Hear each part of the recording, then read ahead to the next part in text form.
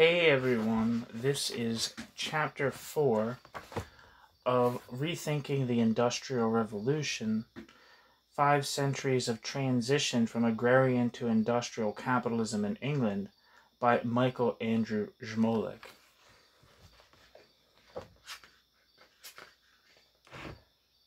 This book was originally published in 2013. 10 years ago. The chapter is titled An Empire in Crisis, and it begins with some quotes.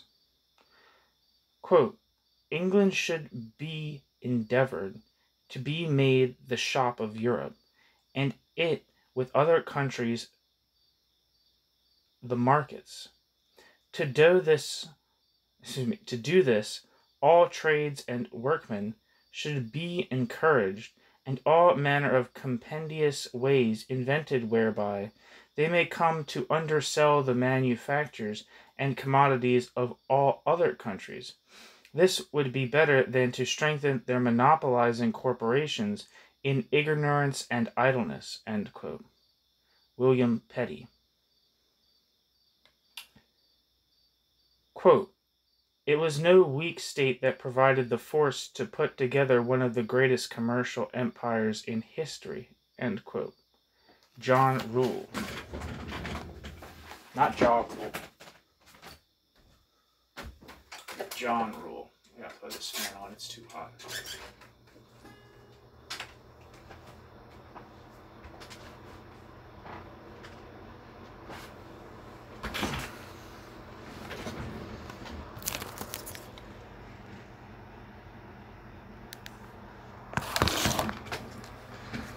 To argue that agrarian capitalism was the key to the establishment of British preeminence among European countries does not mean to imply that the empire itself operated on capitalist principles. British imperial expansion was driven by the same strategic considerations as its rivals, with perhaps the key consideration being geopolitical rivalry, which was itself, quote, extra-economic, end quote, in character. Like absolutist Spain and France, Britain applied military force directly and often ruthlessly for the purpose of expanding commerce and access to key raw materials needed for expanding manufactures. The British imported slaves to work their sugar and tobacco plantations in the Caribbean and Americas, as did the Portuguese and the Dutch. In the widely used and very loose definition of capitalism, wherein capitalism is generally equated with markets, European imperialism in general is understood as a wholly capitalist affair. But in this study, we are seeking to understand the specific process that led to the development of industrial capitalism in Britain, wherefrom it has spread throughout the world. Within this perspective, capitalism is identified with a very specific form of property, the social relationship of capital, which involves the fictitious commodification of land and labor, and the development of this specific form of property was most pronounced in, if not unique to, Britain in the 18th century. Footnote. While Brenner pioneered the theory of agrarian capitalism, he has written of regions outside of Britain where agrarian capitalism developed, namely in Catalonia and in Holland. And as also noted above, Weber and Mumford both seem to believe that German mining became capitalist from a very early period. Entering a debate over whether capitalism actually developed in any of these places is outside the scope of the present work, so we allow only a brief comment. Proletarianization, the separation of the direct producers from the means of production, advanced quite early in mining operations. And while industrial capitalism has involved the development of a proletariat, this does not mean that where we find proletarianization, we find capitalism. As we shall discuss more fully in Chapter 10, the organization of production continued to be organized along mostly customary lines in British mining throughout the 19th century, despite the high degree of proletarianization. End footnote. Rather than, quote, capitalist, end quote, The term we prefer to apply to 18th century Europe is, quote, European class society, end quote. For this was a highly commercial, militarist society in which class divisions were stark. Moreover, agrarian capitalism, absolutism, Italian commercialism, neo-feudalism, and Eastern Europe are all different forms of class society existing and interacting simultaneously. In general, the British Empire operated in accord with the same commercial and military framework as rival empires.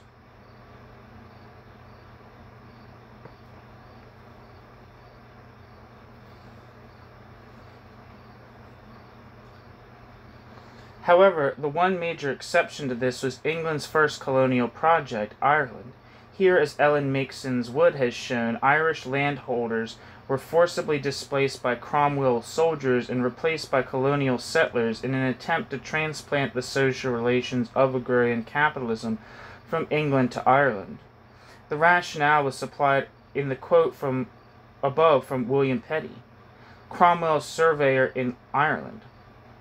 Rather than maintain a system of monopolies specializing in luxury items, Britain could gain the advantage through competitive production as opposed to mere commercial exchange. Petty's understanding of the advantages of competitive production was based upon the experience of English tenant farmers, who were subject to the compulsion of a land market based on competitive land leases. Irish agriculture was not subject to the same economic compulsions. Irish land was less productive because it was not, quote, improved, end quote, and was therefore less valuable when value is measured in terms of the productivity of labor.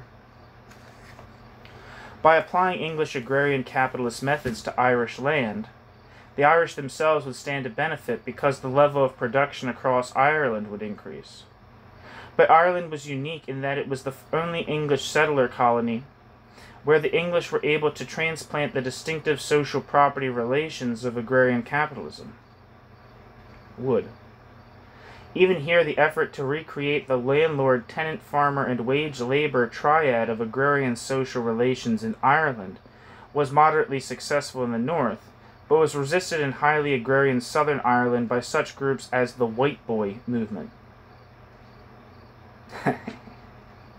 resulting in the reversion of customary forms of organizing agrarian production. Footnote. The effort was only moderately successful because Irish landholders largely came into possession of their estates as spoils of war rather than through purchase or inheritance, and were thus not subject to competitive market pressures to the same degree as English agriculture. They thus tended to resort to, quote, squeezing, end quote, absolute labor increases out of their tenants as opposed to investing in raising the level of productivity, which explains the yawning gulf between very wealthy landlords and extremely poor tenants observed by Arthur Young during his travels in Ireland in the late 1780s. End footnote.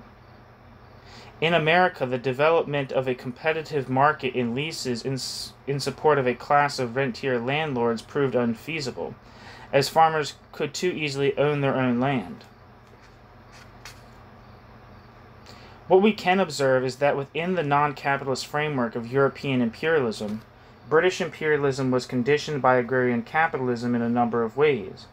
No other imperial power could afford to relocate such large numbers of settlers to the colonies, and this was due to the increasing numbers of British who were being, quote, freed, end quote, from the land, creating a surplus population. The British were latecomers to the slave trade, seizing a significant share only after 1670 and quickly becoming the preeminent slave traders. Slavery, observes Coleman, quote, was in no way peculiar to capitalism, end quote. Footnote. Wright finds no difference between the way the English, French, Dutch, and Spanish organized slave labor on their plantations, yet Wright finds it, quote, reasonable to suggest that the capitalist emphasis on the pursuit of profit as the primary social objective could be expected to exert increasing levels of influence on the conduct and practices of at least some of the members of Parliament, for these individuals were very heavily drawn from the same landed class who actively engaged in transforming English agrarian relations into the capitalist format." End quote. It is an interesting suggestion, but the emphasis on the profit motive seems off the mark. Below, in Chapter 13, we will consider an early 19th century example in which Wright's observation might be more salient, and which speaks to the obverse suggestion that the English may have applied to their construction of a capitalist labor market things they had learned from their experience as slave masters. End footnote.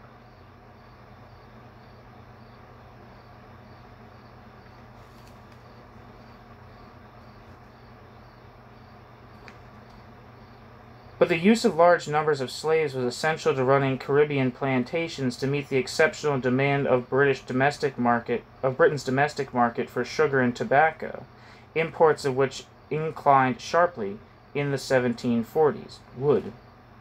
Export levels tell us something about production and productivity, but import levels are also telling. Imports began to incline sharply in the 1740s. Cole and Dean write, quote, "Clearly the years 1745 to 60 constitute a landmark in the history of this branch of trade," end quote. By the 18th century, with the unprecedented expansion of the domestic market in Britain, driven by falling prices and increasing productivity in agriculture, Britain's economy was outpacing its rivals in terms of the rate of growth and the ability to expand trade. This superiority was reflected in the decisive military victories over France in the 18th century. The 7 Years' War in particular, which resulted in an enormous geographic extension of the empire from Spain. Britain sought the asiento, not colonial territory to control, but the rights to trade within Spain's American colonies, effectively the right to compete with Spanish producers in what were otherwise monopoly markets for Spain. In the third quarter of the 18th century, as Britain sought to consolidate the new territories it had annexed as a result of the 7 Years' War, it was confronted with different forms of resistance arising from a variety of causes. Meanwhile, increasing social dislocation through enclosure, as well as population growth, contributed to growing unrest at home in the form of an emerging popular politics. At home and abroad, the view that the king and his government were tyrants was becoming more widespread. The unrest culminated in simultaneous convulsions at home and in the colonies, and a costly defeat for Britain at the hands of the Americans and their allies, most notably the French. Despite the loss of America, Britain was able to adjust to maintain its empire and even to expand it further. It is doubtful whether any other imperial power could have fared as well.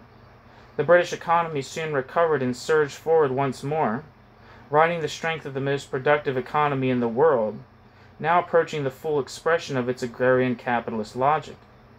Moreover, Britain was about to enter upon the first industrial revolution, driven by a recently emerging industrial capitalism, which after 1782 would begin to demonstrate its potential.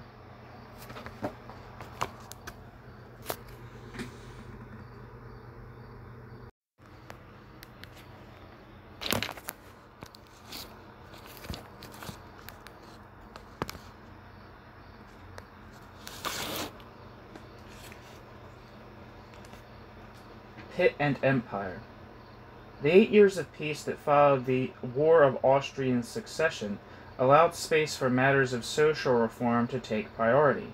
Britain was on the Julian calendar, which had been 10 days behind the Gregorian in the 17th century, and was 11 days behind in the 18th. In March 1751, an act was passed to convert Britain from the Julian to the Georgian calendar by suppressing the 11 days between the 2nd and 14th of September 1752. Quote, "The resultant outcry," end quote, quote, "the resultant outcry, quote, gave us back our 11 days," end quote, is often dismissed as the blind reaction of an ignorant mob, but in fact the change gave reasonable grounds for concern at all levels of society, necessitating nice calculations about rents, leases, debts, and wages, as well as superstitions about saints' days and holy days, which were exploited by almanac makers." End quote. Spec.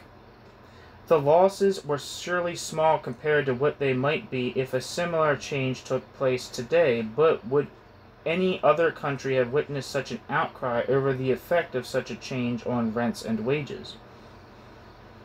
Another attempt at reform was the effort to crack down on the perceived problem of increasing public drunkenness. Thanks to the cheapness of and easy access to gin, penal laws were made more severe to little effect. Novelist Henry Fielding, who was also a police magistrate, published an inquiry into the causes of the late increase of robbers, etc., in January 1751, denouncing intemperance as a source of the increase in criminal activity. The attempts at licensing under the Gin Act had failed to check the spread of drinking. The, quote, Tippling Act, end quote, reformed the licensing laws and established a more centralized, restrictive, and effective liquor law that remained in effect until 1828. A second offense at unlicensed retailing of spirits was made punishable by whipping. Third offenses resulted in transportation. In June of 1753, the Marriage Act was passed. It obliged would-be newlyweds to obtain the explicit consent of guardians in the case of minors and proof of residence. Footnote. It also established that marriage records should be kept. This put an end to clandestine marriages before fraudulent clergymen. End footnote. Earlier in May, the Jewish Naturalization Act received royal assent. Immediately, quote, the great clamor of 1753 ensued. Immediately, quote, the great clamor of 1753, end quote, ensued, in which the opposition press wildly exaggerated scope, as Walpole had learned with his excise scheme, so Pelham learned with the Naturalization Act that it is unwise to provoke popular resistance to a measure on the eve of an election. Pelham bowed to public pressure and repealed the measure within a year of its passage. But Henry Pelham did not survive in time for re-election and was succeeded as First Lord of the Treasury and Prime Minister by his timid and compulsive brother, Thomas Pelham Holles, Duke of Newcastle. In his long tenure as leading Whig administrator, Newcastle epitomized Whig stability and commitment to the Protestant succession. While Newcastle was the master of electoral patronage, he was also a hard-working administrator, quote, prepared to do the essential donkey work, end quote. Footnote. The full comment reads, quote, the very act that he left behind him the largest collection of papers of any politician of his age in itself documents the astonishing degree to which he was prepared to do the essential donkey work of a system which depended upon patronage.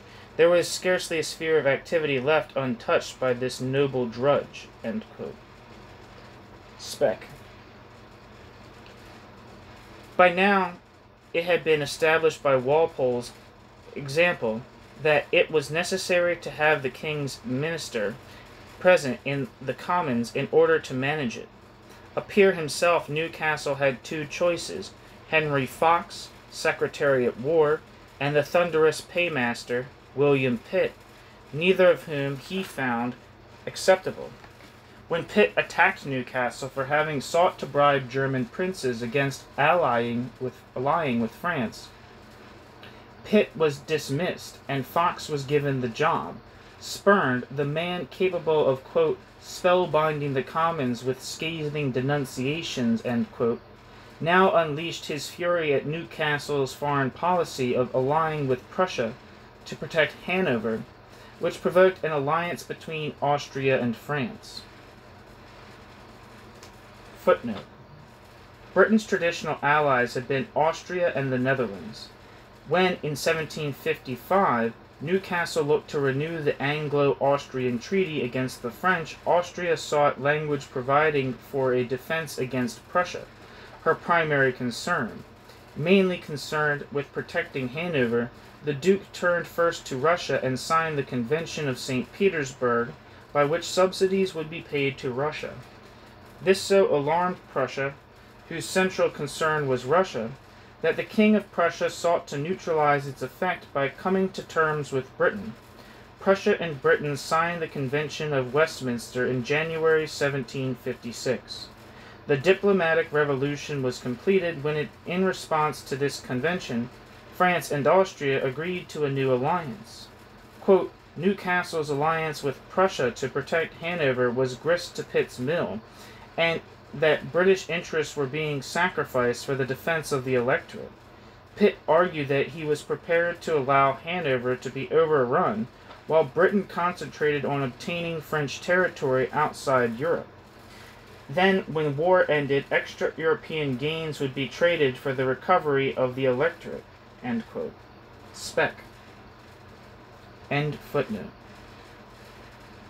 Subsequently, when Newcastle resigned in the wake of the French seizure of Minorca in May 1756, the Duke of Devonshire was made First Lord of the Treasury, but the indomitable Pitt became the de facto Prime Minister. Pitt's first act was to recall troops to England to protect against a French invasion. His militia bill passed the Lords only after the total projected force was reduced by half to 32,000 men. When it went into effect in the fall, it was greeted in 6 countries with protests against entrapment of troops. As the old corps remained loyal to Newcastle, and Pitt himself sought his support in the country gentlemen, the ministry was set on a weak foundation. Pitt sought to impress upon the king that his principal objective was to see Britain fight from her strength at sea, and not another stagnant land war on the continent. The king was unmoved, and the country gentlemen were shocked and dismayed at the thought that the quote, country, end quote, policy they had hoped for would not materialize. In March 1757, Captain Byng was hanged over the loss of Minorca, a hanging Pitt opposed, but one which nonetheless cost him his popularity. He was dismissed by the king, and for nearly 3 months there was no government. The solution to establishing a new government was at once an absurd and obvious prospect. Newcastle and Pitt should form a ministry together. Both Pitt and Newcastle were, quote, Whigs, end quote, after all, despite Pitt's close association with and acting as a spokesman for the country gentlemen, about half of whom were Tories. Numerically, the Tories were by now reduced to the status of being but one of 5 distinct factions among the opposition. These 5 factors under Newcastle were, quote, the Cumberland Corps led by Bedford and Fox, the Cobham group, though the old lord had died, of Pitt, Lyttleton, and the Grenvilles, the court of Leicester House, and the Tories, but the dividing lines were made soft and spongy by the common Whigdom of 4 groups, end quote. Failing. Thus, it becomes comprehensible that a man could be recommended to Newcastle as, quote, a dissenter and a good Whig, a leading man among the Tories, end quote, end quote. Feeling quoting Robert Nugent. End footnote.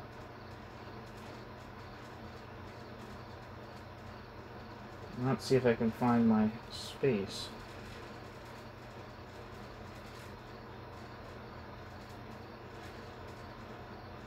With the general support of both court and country, the new administration was virtually unopposed. On the 29th of June, Newcastle became the nominal prime minister once again. Pitt would serve as secretary, but was in actuality the premier and heir to Walpole's station in the Commons. This remarkable marriage of convenience was only to last 3 years until the death of George II in 1760. But as a moment of extraordinary ruling class unity, it does stand out, but as a moment of extraordinary ruling class unity and hegemony, it does stand out as a moment of closure on the political schism between court and country that predates the revolution. Ever since the defeat and effective silencing of radical dissent in the form of levelers and more moderate independents, partly during the civil wars, completely after the Restoration, the politics of state had been thoroughly elitist in character, and the struggles in politics were intra-elite struggles. The intra-elite schism between court and country had undergone a series of transmortifications. Royalists were Roundheads giving way to Whigs, and Jacobite and pre-Hanoverian Tories giving way to the, quote, old core, end quote, and the country gentlemen, Whig and Tory, but throughout, the power of the landed classes, as expressed in Parliament, continued to grow.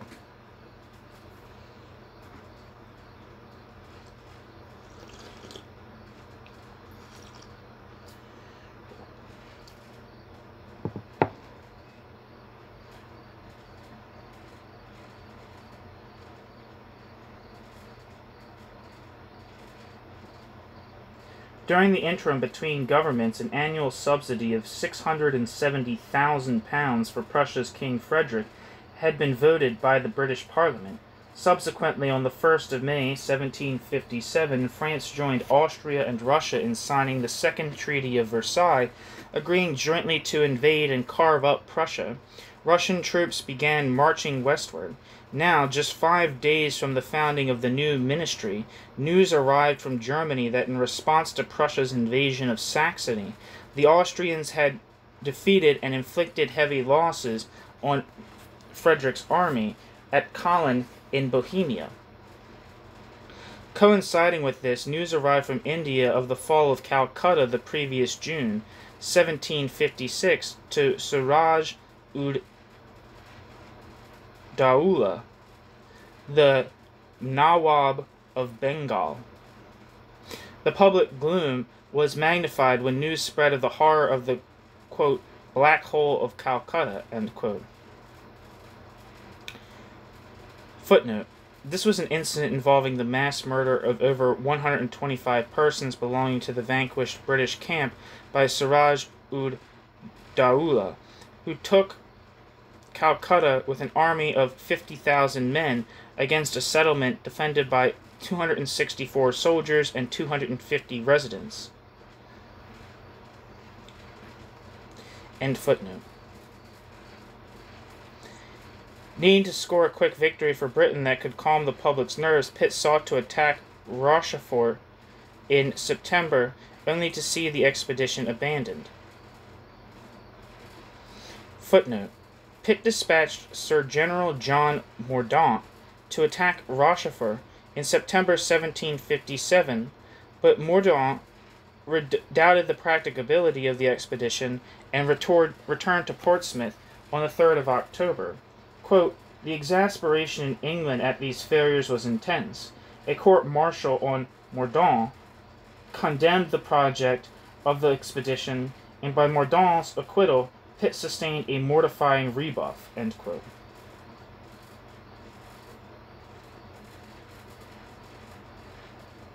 End footnote. By October, the Russians had taken Berlin, while the French were in control of Ostend. For Britain, it was the lowest point in the war thus far. In November and December, Frederick handed defeat to a combined Franco-Austrian force at Rossbach and Leuthen. A series of costly and unimpressive victories for Britain ensued, deflecting French attention from Prussia. But Pitt's thoughts were turned to the west. His main objective at this stage was to launch a major offensive in America. Determined to contain the westward expansion of British settlers, the French had by 1756 constructed a chain of forts from Quebec to New Orleans, and formed alliances with a majority of the native tribes. British defeats at Fort Henry, Lake George, and Ticonderoga in 1757-8 were followed by the seizure of Fort Duquesne. I don't know how you say that, if that's how you pronounce that right. D-U-K, you see, D-U-Q-U-E-S-N-E, renamed Fort Pitt in November 1758. Further victories secured Pitt's position and gave him free rein to carry out his plans.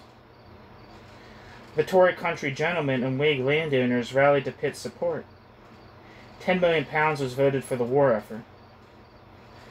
Pitt preempted a French plan to invade England and Scotland with 62,000 men by attacking French ports. A French fleet was defeated near Lagos, Portugal. In November and December, Frederick II scored impressive victories, and Pitt sent 10,000 men to Germany in response to pressure to aid Prussia's successes. This brooked no controversy. Quote, by 1759, no fewer than 91,000 British soldiers, excluding the militia, and 60,000 men were serving in the various theaters of war, and nearly 13 million pounds was devoted for the coming year without a word of protest. End quote. Owen.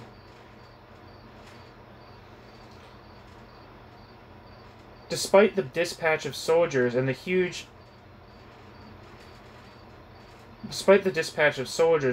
annual subsidy to Prussia, 1759 brought more defeat for Britain's allies on the continent. But in North Africa, Wolfe broke Quebec in September. This was followed by the victory of Quiberon Bay. Britain was now in command of the seas. 1759 was declared the, quote, great year, end quote, in Britain. Pitt was at the height of his career. He was in command of Britain and saw no reason to stop now. Pitt rebuffed calls from neutral Spain for a peace settlement. He sought to expand the armed forces from 91,000 to 175,000 men and increase the supplies granted from 12,761,000 pounds in 1759 to 15,500,000 pounds in 1760. Quote, this budget, which no other minister could have carried, was voted with unanimity. End quote. It was Newcastle, of course, who had the charge of raising these prodigious sums.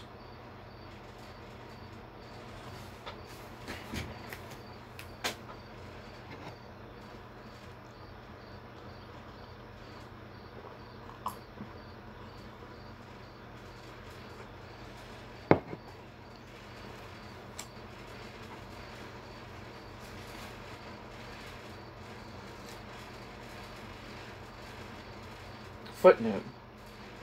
Leadum in these budgets was the 670,000 pound annual subsidy for Prussia, which Pitt now supported, contradicting his earlier opposition to Newcastle's subsidy system. In 1761, Pitt claimed, quote, paradoxically, that he had conquered Canada in Germany, end quote. Speck writes, quote, there were so many contradictions in bracket Pitt's end bracket approach to strategy that it is hard to see how he reconciled them even in his own mind, end quote. Speck finds Pitt's war planning, quote, paradoxical, end quote, offering the example of Pitt contradicting himself on his earlier critique of subsidies. But this does not seem a very strong example, for when one takes into account popular outcries of support, when Prussia scored major victories, Pitt's change of course seems little different from any other politician willing to change his mind when the new course of action is sure to be popular with the public at large. When, in opposition, Pitt needed to consolidate his base in the country gentlemen, including the Tory squires who clung to the old notion of a, quote, blue water, end quote, policy. Once in power and having achieved success in war to make him popular to all, Pitt could clearly afford to make decisions that would displease his base of support, but which would go over well with the public and especially the king.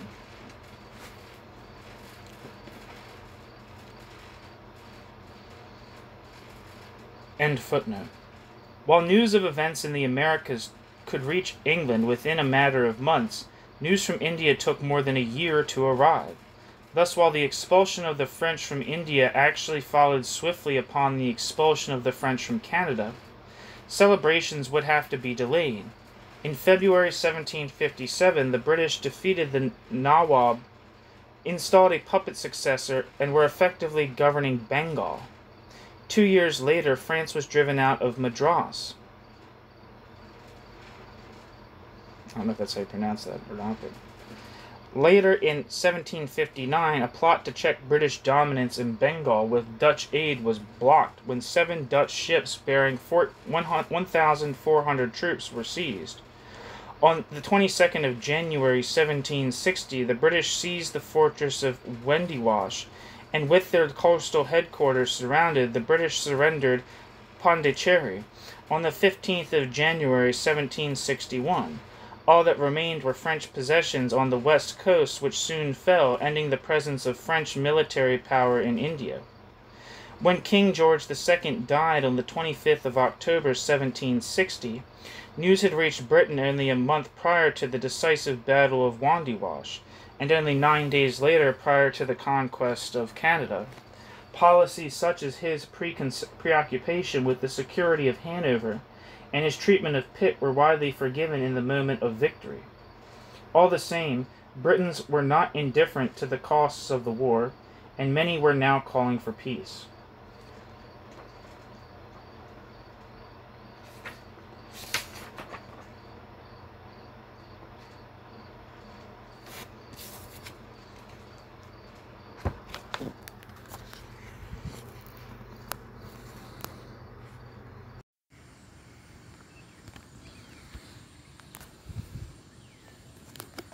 The emergence of popular politics. Wilkes and George III.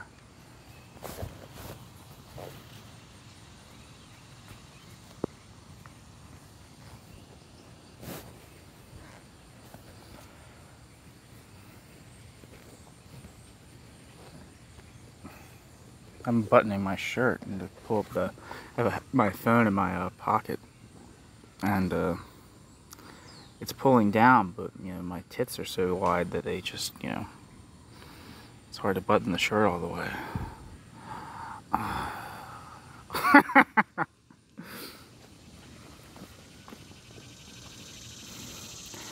The emergence of popular politics. Wilkes and George III. Upon the death of George II in October of 1760, quote, the fires of party controversy were burning lower than at almost any time in the 18th century, end quote. Christie. But this was about to change. On the surface of things, there appeared to be few direct causal links between the new developments in converting manufacturing to capitalist industry and the mayhem in politics. Much of the controversy can be attributed to party faction distrust of the king and personalities. With the Revolution settlement now 3/4 of a century behind it, the unprecedented volume of legislation Parliament had to consider meant that its work had become routine and annual sessions a necessity. There was plenty of economic legislation to deal with, including matters of taxation, loans and subsidies for war, and a rapidly increasing number of acts of enclosure. But there was little controversy in Parliament over these matters, and a high degree of consensus concerning economic affairs, where formal politics is concerned. Given the sustained unanimity of the ruling class concerning most economic matters, political ruptures took on a more specifically political character. This is not to say that we cannot discern any causal link flowing from the economic to the political sphere in this period. Indeed, it is in this period that large-scale, mostly urban popular protest begins to take on a life of its own, fueled in part by the expansion of popular print media. And just as the radicals in the English Revolution were drawn in large part from the ranks of journeymen and small masters in manufacturing, so in the late 18th century the ranks of protesting crowds were drawn from the ranks of working men and women.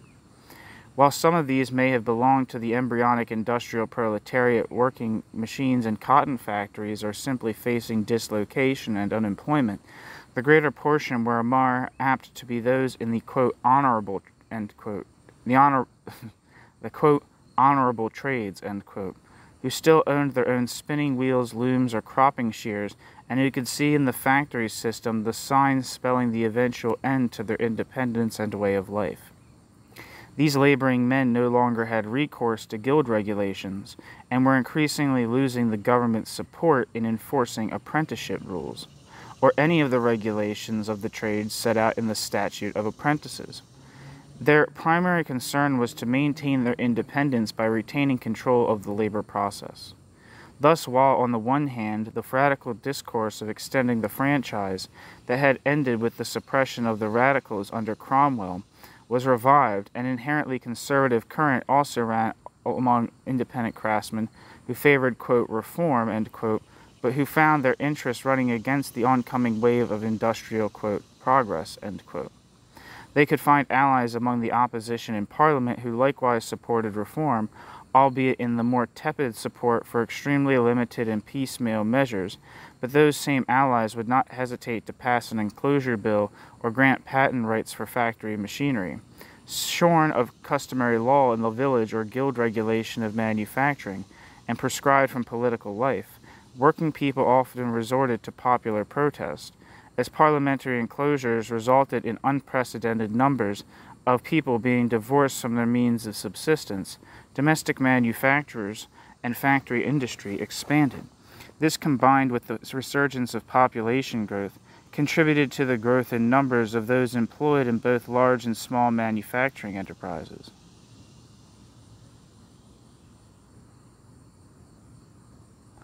The accession of George III, son of Prince Frederick and grandson to George II, spelled the end of the proscription of Tories from holding public office. The re-engagement of the old Tory squires back into politics meant, in turn, that the ghost of the now hopeless and twice defeated Jacobite cause could finally be laid to rest. Under George II, the Tory party's members had become, quote, scattered all through the political spectrum of the House, end quote. Christie. At the same time, however, the old core of the, quote, old core, end quote, of the Whigs, led by Newcastle, also gave way upon his resignation in 1762. The political divisions that had lasted since the exclusion crisis of the 1680s were no longer resonant. In due course, new allegiances and voting patterns and disputes would emerge among the elites. At the age of 22, George III came to power at a moment of extraordinary optimism for the British and their empire. The recent military victories over France meant that Britain was emerging as the world's preeminent military, economic, and imperial power. Great Britain was ready to emerge from the 7 Years' War as, quote, the most powerful state in Europe, or indeed in the world, end quote. Footnote. In the continuing passage, Upton struggles to provide reasons for Britain's new preeminence. Quote, this was because it was structured differently from the great continental monarchies, end quote. Like all early modern societies, Upton adds, the British state was highly developed and most government was local, but the real difference from the continental monarchies, quote, showed at the level of central government, end quote. Power sharing was the rule. Quote, political hegemony of the landlords replicated at lower levels by the control of the localities by gentlemen JPs, justices of the peace, disguised the existence of the money power. Uniquely in Europe, the British government did not have to worry about a possible state bankruptcy, and they could maintain the world's biggest navy and hire soldiers with a freedom denied to their rivals. But perhaps the best evidence of the power of money was the consistency with which the Whig landlord oligarchs made the protection and furtherance of commerce the basis of their public policies, end quote. Upton goes on to suggest that a second factor was, quote, an unusually high degree of politicized public opinion, end quote, and cites the massive expansion of newspapers. Further on, he points out that the growth of national identity in Britain rested on two basic emotions, anti-popery and patriotic imperialism. What is strikingly absent is any mention of the uniqueness of the British economy, and or how this uniqueness has shaped the structure of government, or has provided the economic strength necessary to sustain the government's new financial system based upon publicly funded debt. End footnote. George added his voice to those calling for peace.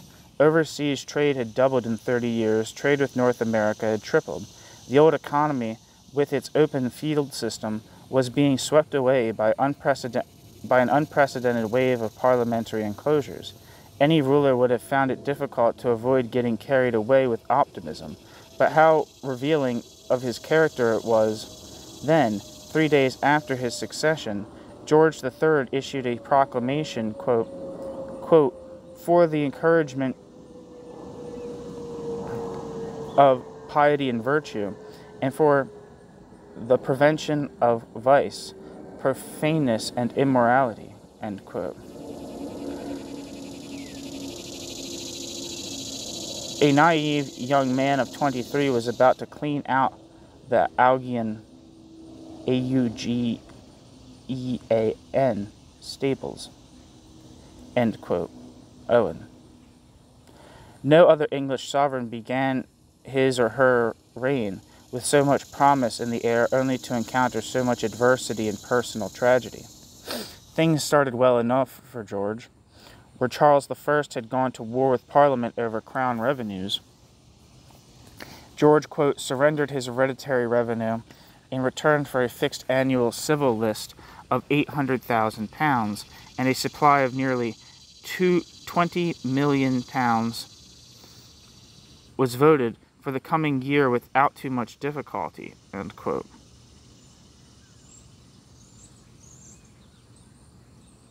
Owen.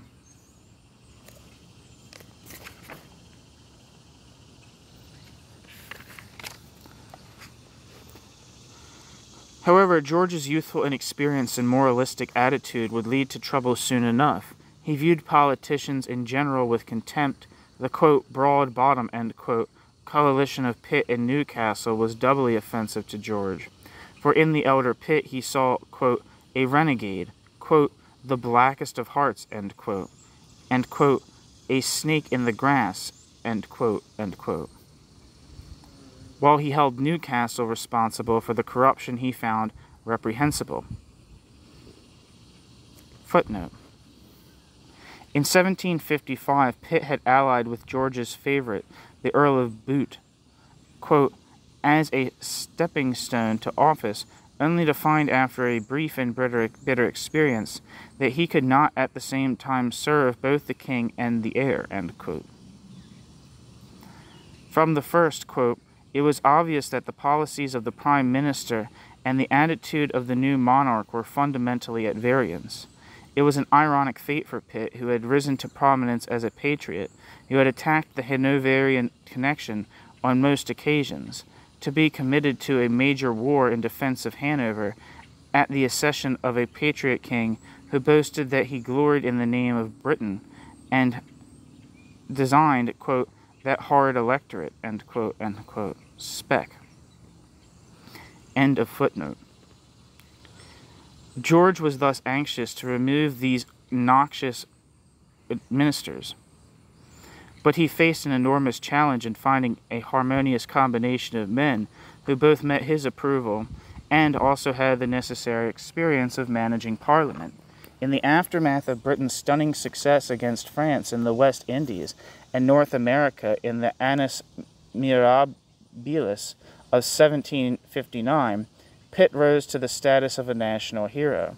But despite enjoying popular support outside Parliament, especially through his connections to the city electorate, this could not change the political reality that he lacked the backing of a sound political constituency inside Parliament. After suffering the loss of Belle-Isle in Newfoundland, Dominica in the West Indies, and Pondicherry in India, France indicated its willingness to discuss terms of settlement. But during the negotiations, Minister Choiseul, Choiseul, threatened that Spain might enter the war in French if French and Spanish grievances were not settled.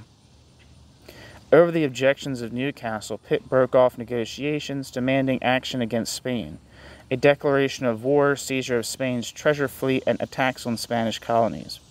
When these demands failed to win the support of the cabinet, Pitt resigned. Victory had seen Pitt's popularity soar, but Pitt failed to understand how popular peace had become in the face of the war's enormous cost, and when the enemy appeared ready for peace. Pitt's stance on the matter was vindicated when war against Spain was declared, after all, in January 1762.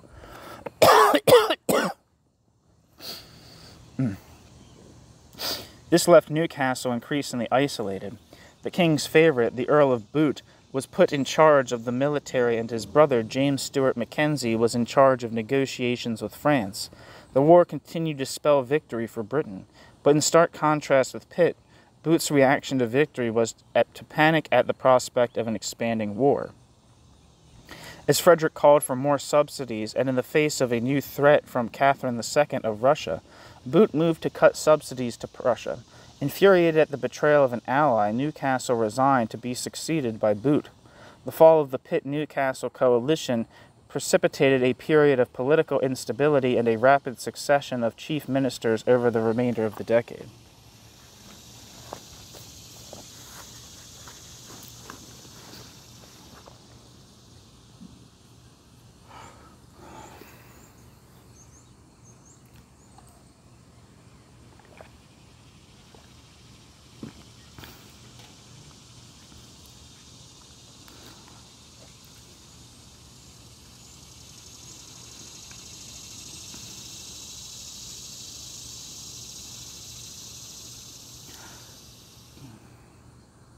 Bute's abilities did suffice to keep him in power for 9 months. Footnote.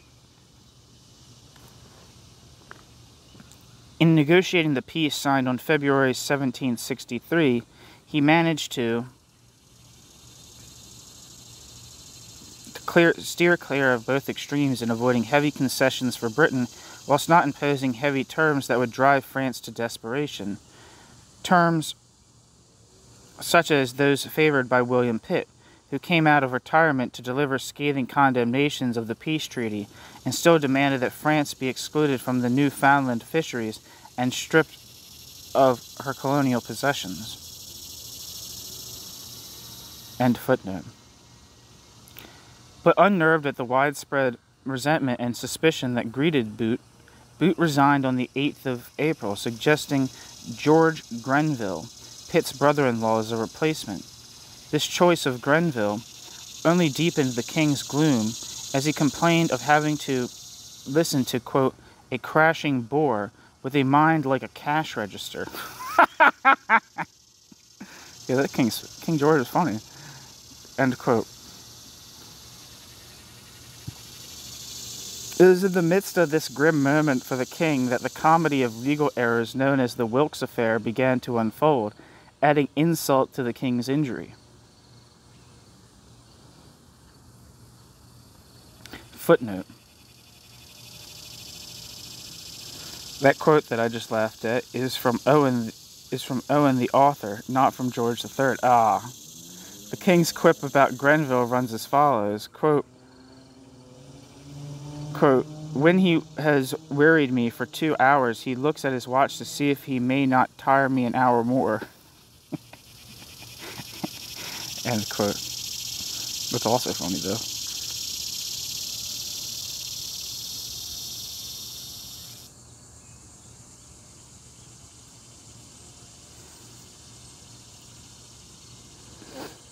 I don't know if I read this, but it was in the midst of this grim moment for the king that the comedy of legal errors known as the Wilkes Affair began to unfold, adding insult to the king's injury.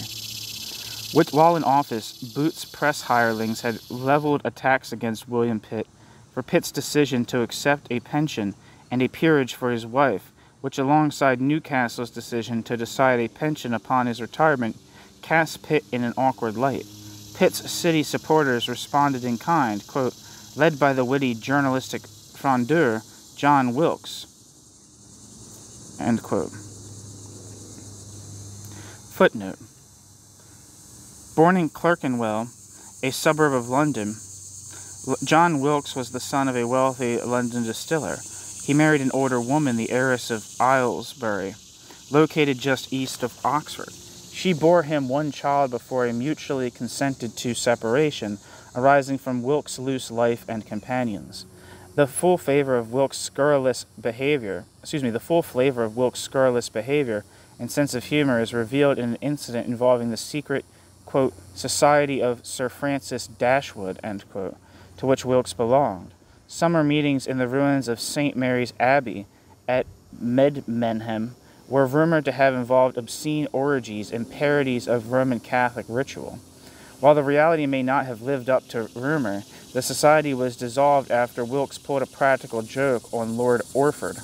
Orford was leading a mock prayer to Satan when Wilkes released a baboon disguised as a devil from a box, whereupon Orford nearly went mad at the thought that his supplication had been answered.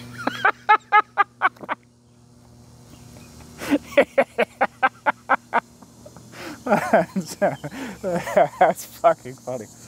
Oh.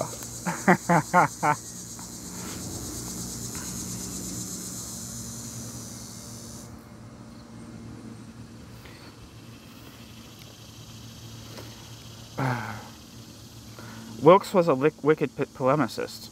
This guy sounds fun.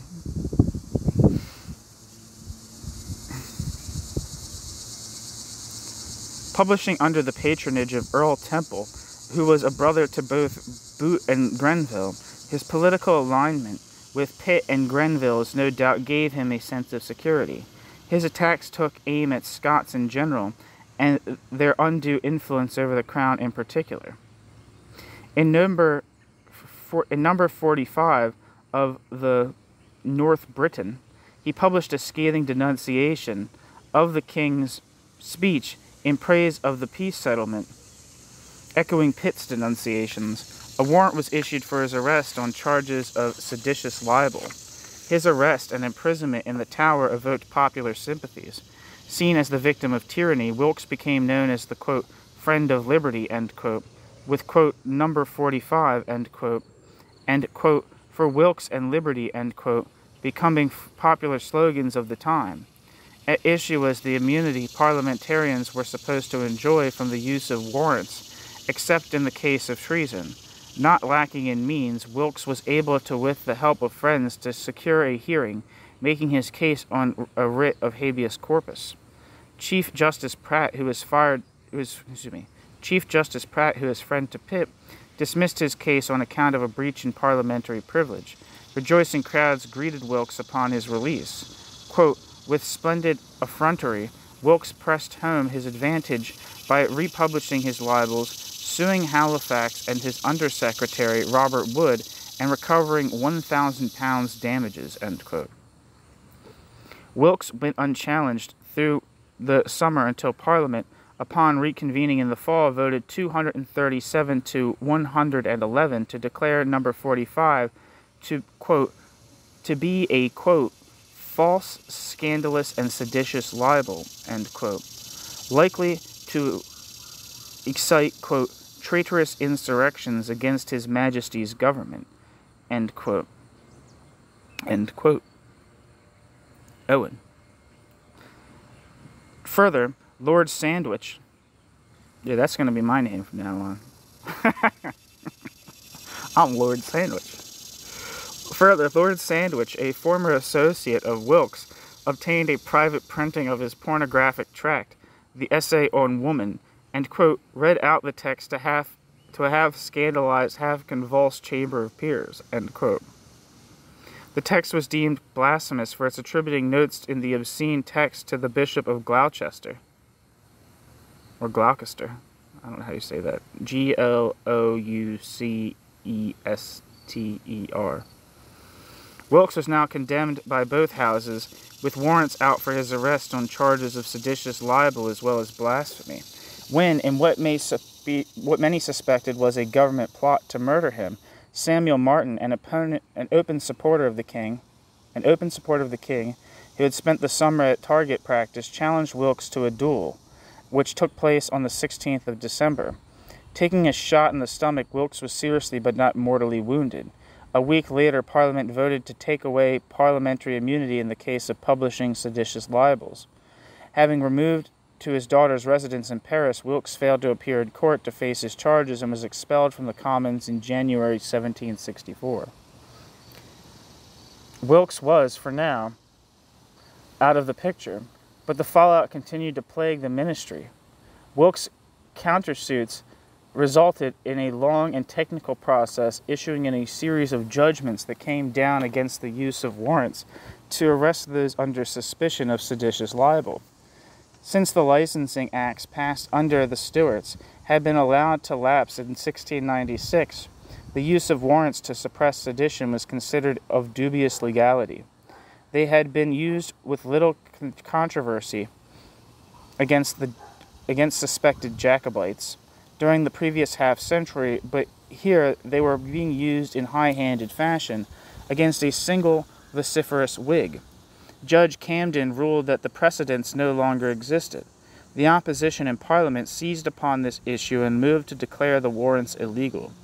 The motion was narrowly defeated. The legal controversy over the use of warrants was merely part of a far greater issue which was to become the focus of city radicals and opposition members, like that of the, quote, liberties of the subject, end quote, threatened by an alleged royal conspiracy. Footnote. As stated above, George III saw it as his God-given duty to restore royal prerogatives. Like Queen Anne, George III believed the Crown's role was to play the umpire, rising above party faction. For if not the sovereign, who else had the authority to act as a neutral arbiter betwixt factions? Betwixt is a funny word.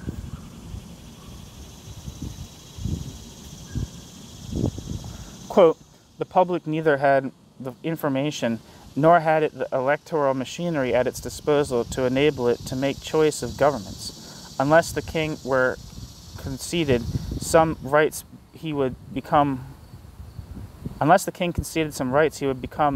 a non-entity manipulated by aristocratic factions whose claims to power lacked any real legitimacy, end quote. Christie, 1982. But to Orthodox Whigs, George III broke with the constitutional practice in his attempt to increase the powers of the crown. This view, which first arose when it appeared that Bute exercised important influence, later became known as the, quote, Rockingham legend, end quote, after Rockingham and his followers who perpetuated the notion.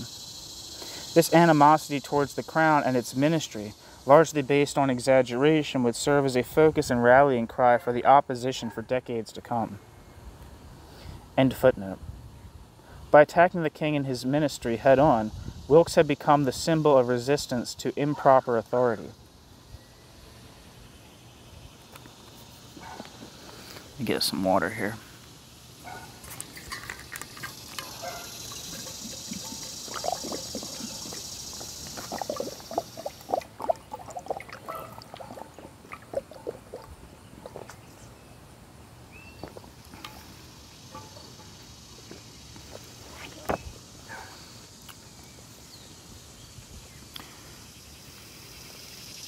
Grenville's heavy-handed response to the Wilkite rebellion would have long-term implications, but even more full of importance was the outrage stirred up by his policy in the American colonies. After more than half a century of perceived neglect, North American colonists felt themselves ready and deserving of self-government. Where the colonists had declined to expend the necessary funds for their own defense until Pitt promised reimbursement, in Britain the gentry, whose land tax was contributing to the defense of the colonies, felt it was time to reassert the mother country's authority. To this end, Parliament passed a series of restrictive acts between 1763 and 1765, which unwittingly ignited the first sparks of colonial rebellion.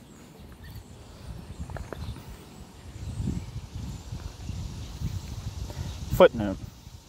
Intended to ease tensions between the colonists and native Indians, who under Ottawa Chief Pontiac had captured Fort Detroit in May, the Royal Proclamation of 7th of October 1763 restricted settlement beyond the sources of Atlantic rivers, beyond which the colonies were temporarily restricted. The new policy sought control of western lands for Britain and wealthy English speculators against control by provincial governments and invading squatters. The Plantation Act of 1764 was meant to subsidize the colonial army and to maintain the status of the colonies as a captive market for British manufactures and as a supply of raw materials for British arms and industry. Grenville's Currency Act of 1764 banned the circulation of colonial bills of credit, provoking widespread resentment in the colonies. The Quartering Act required the colonies to provide barracks and supplies for British troops. The Stamp Act of 1765 imposed duties on newspapers, legal and business documents, dice, and playing cards. It was the first internal tax on Americans. And an additional policy of Grenville's that would hold portent for the future was his reduction of the British Army from 120,000 down to 30,000, and financial neglect of the Navy, quote, to the point of danger, end quote.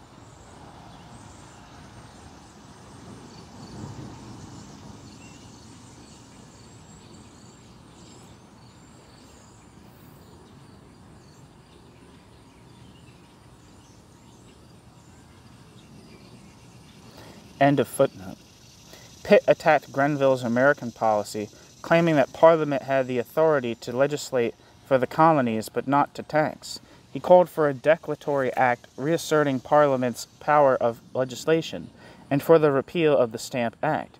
When the Americans responded with popular protest against the Stamp Act and a trade boycott, Pitt's advice was followed by the new ministry under the nominal leadership of the Marquis de Rockingham. What most likely circumvented a spiraling cycle of repression and rebellion that could have led to an early revolution in the colonies was the agitation by merchants in Britain, who, already hit by post-war depression, were now doubly hit with a trade boycott by the Americans. They began forming local associations and petitioning the Commons. Quote, all stressed the disastrous effect of the crisis upon trade and the widespread unemployment in manufacturing and commercial districts, end quote.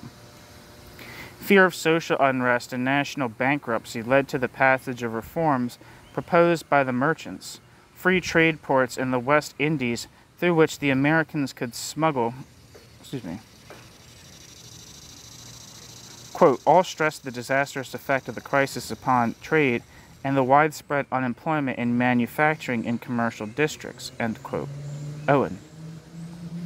Fears of social unrest and national bankruptcy led to the passage of reforms proposed by the merchants, free trade ports in the West Indies through which the Americans could smuggle sugar and export raw cotton bound for Manchester, and through which the West Indians could smuggle Spanish bullion. Under Rockingham, an act restraining the import of foreign silks, was welcomed by the silk weavers in the London suburb of Spitalfields. In cases of alleged libel, warrants and seizure of papers were made illegal. A new commercial agreement was signed with Russia. Footnote. Russia was a natural trading partner as a source of naval stores and market for British manufactures. After the Peace of 1763, Russia was on a collision course with Sweden, Poland, and Turkey, all French client states.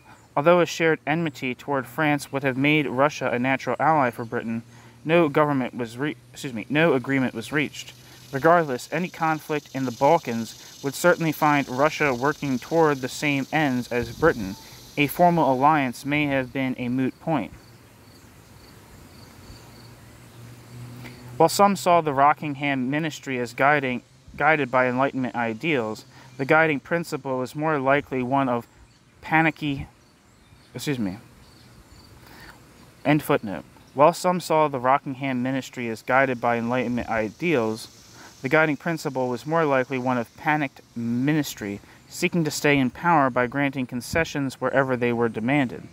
When the Rockinghams, acknowledging the weakness of their support, sought an alliance with their adversaries, the Bedfords and Grenvilles, George could take no more. In July 1766, he approached, quote, the blackest of hearts, end quote, and 5 days later, Pitt agreed to form a new government. Pitt's return heralded a return to relative stability. However, the mutual contempt that had developed between Pitt and the Rockinghams over issues of being excluded from patronage meant that an alliance between them was impracticable. Pitt further weakened his position by accepting a peerage as Lord Chatham,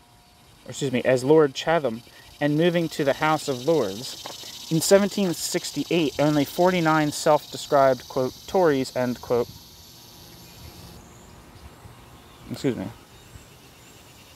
In 1768, only 49 self-described, quote, Tories, end quote, would be re-elected. Within the Whig Party, a new party had emerged as champions of the, quote, true Whig, end quote, cause, focusing their efforts on a reduction in the land tax from 4 to 3 shillings. Chatham's removal to the upper house, combined with a mysterious illness beginning in March, meant that Townshend became the chief orator for the ministry in the Commons. Negotiations with the colonists took place in a climate of hostility.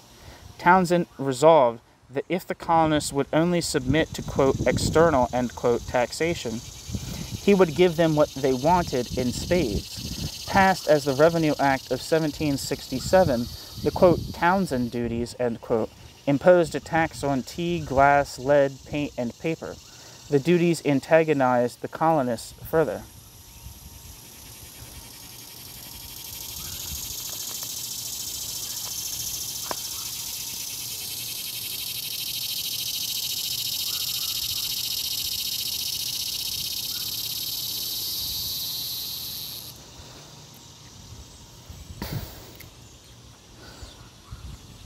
Chatham's approach, quote, was based on a misconception of the company's power in India, where it had no territorial possessions as such, but merely held the revenues in quasi-feudal fashion in return for administering the provinces of Diwan of the Mughal emperor, end quote.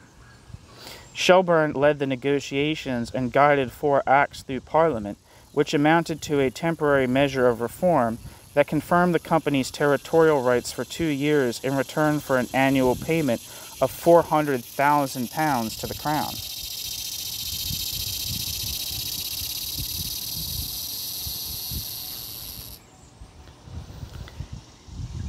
End footnote. Chatham's position was ignored and reduced to a virtual non-entity. His actions in pursuit of the goal of ending party factions had only served to harden them.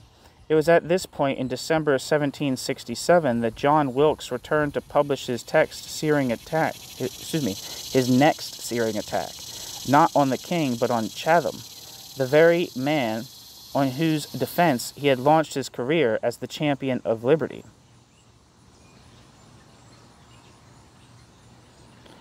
With elections pending, Wilkes saw his only means of avoiding debtor's prison in standing for election and recovering his seat in the Commons.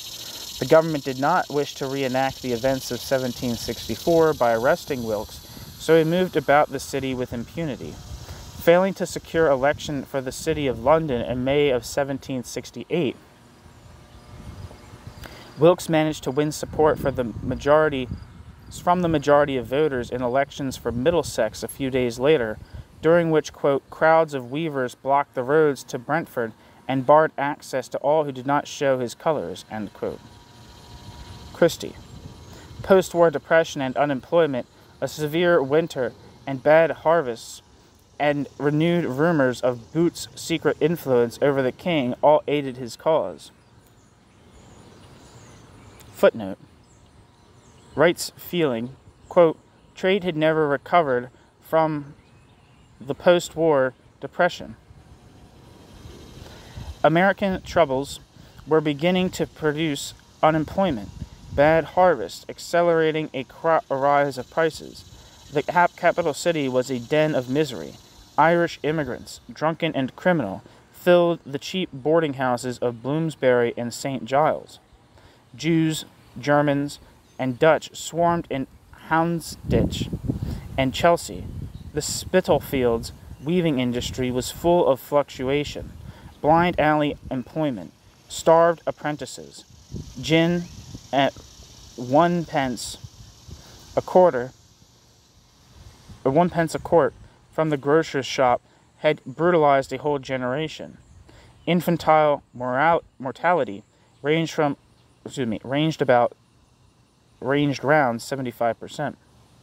And Parliament had just roused itself to deal with the misery of perished children. The two Fieldings had begun police reform, but gangs of criminals still murdered and robbed in broad daylight. Highwaymen and their women holding open festival at the Dog and Duck and other sinks of iniquity round St. George's Fields." End quote. It must be pointed out that the miseries of overcrowding and underdevelopment were more pronounced in London than anywhere else in Britain. This would help explain why Wilkite radicalism was so specifically based in London. End footnote.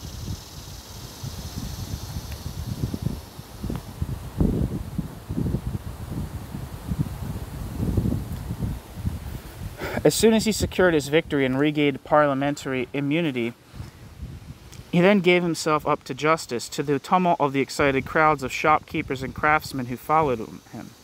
As Wilkes awaited sentencing before the King's Bench, troops fired on a crowd of protesters in the adjacent St. George's Fields, killing 6 and wounding 15.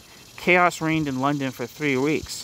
Found guilty for past offences and sentenced to pay a fine of £1,000 and serve 22 months in prison, Wilkes prepared a petition of his grievances from prison and violently denounced the, quote, "massacre of St. George's Fields," end quote, as a ministerial conspiracy against the people. Wilkes continued to win elections, first as a ward alderman, and then after his second expulsion from the House of Commons on the 3rd of February 1769, an uncontested by-election for Middlesex.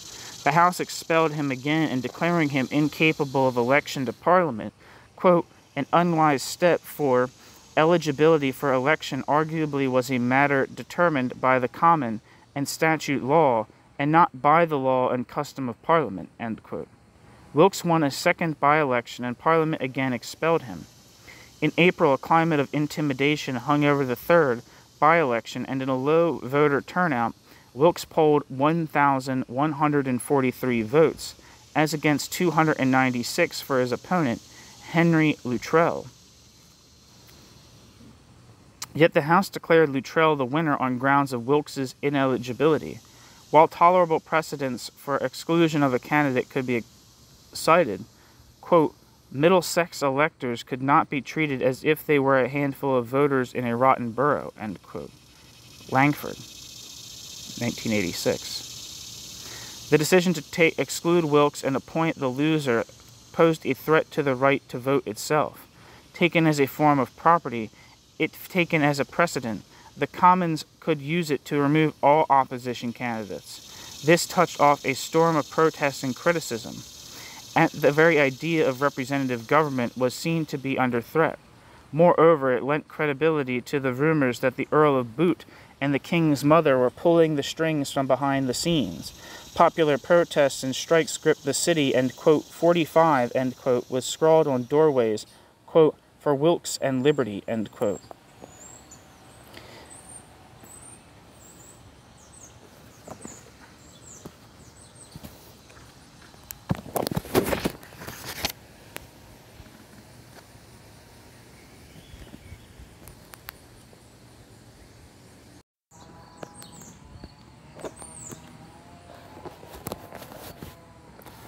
A group of lawyers formed the Society of Supporters of the Bill of Rights in late 1769 to support Wilkes and pay off his debts. They did not stop there. Soon they were putting forward calls for extensive reforms, and the Wilkite political movement began to emerge as something of a party. They condemned general warrants and sought to end the immunity of authorities to the full scope of the law. They sought to reform criminal law and ensure that juries, not judges, decided what passed for seditious libel and what did not. They sought shorter parliaments and secret ballots. They called for a Place Act to exclude office holders from the Commons. and a requirement for the taking of an oath against bribery upon election to office. They called into question the continued existence of rotten and pocket boroughs, and demanded a greater number of MPs be elected by the growing metropolis. Footnote: a quote rotten borough end quote was a constituency that had declined in population to the point of near absurdity when put next to the growth of all urban centers, including Manchester, a city which had over 24,000 residents in 1773, but which had no representatives in Parliament. Old Sarum in Wiltshire was perhaps the most notorious of the rotten boroughs. Originally a Roman fort, the town had but 3 houses totaling 15 inhabitants in 1831, the year before the Reform Bill was finally passed. A, quote, pocket borough, end quote, was a constituency controlled by a patron who could simply nominate the representatives, often by virtue of owning the majority of houses in the town. Newcastle was said to have 7 boroughs, quote, in his pocket, end quote.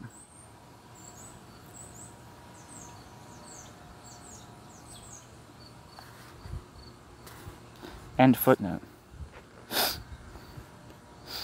With Wilkes in prison, leadership of the growing movement of radical metropolitan agitators was assumed by William Beckford, London's Lord Mayor and a close associate of Chatham.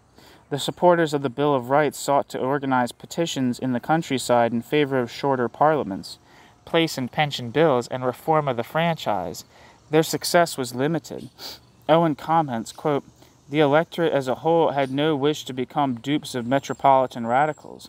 Country gentlemen were basically conservative in their politics, and the freeholders were mostly ignorant or apathetic. The country was not yet ripe for reform. End quote. Owen.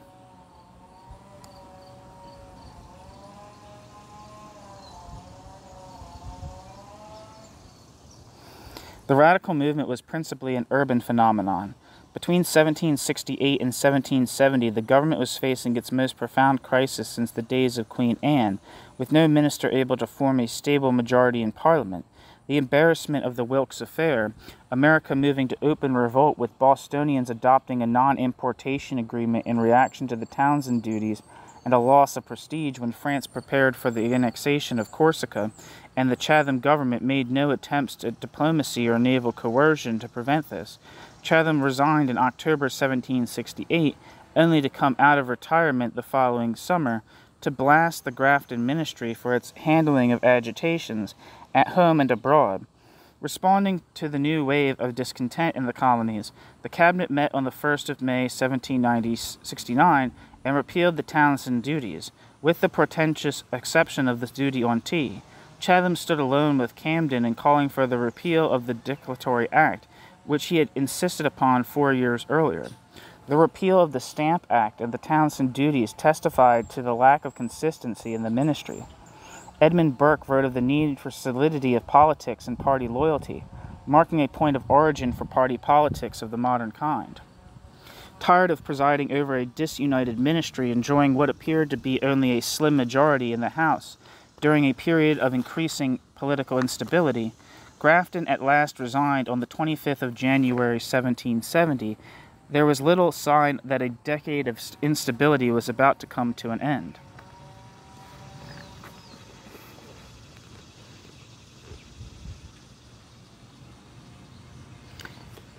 Footnote. Customs officials in Boston had suffered occasional harassment, and when 4 regiments were sent to Boston to restore order, the city council would not allow the government to deploy them. The idle soldiers became a focus of resentments, and on the 5th of March, 1770, a squad of redcoats fired on a protesting crowd, killing 5 and injuring more, and prove that the colonists were living under a, quote, killing 5 and injuring more in what quickly became known as the, quote, Boston Massacre, end quote.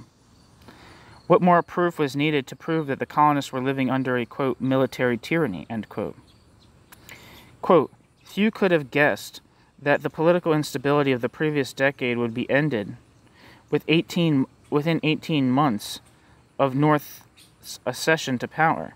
Fewer still that he would preside over the only major war that Britain has ever lost." End quote. Owen, 1975.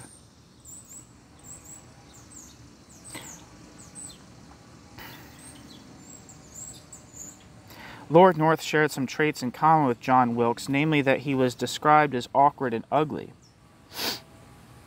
but had a keen wit and skill in debating.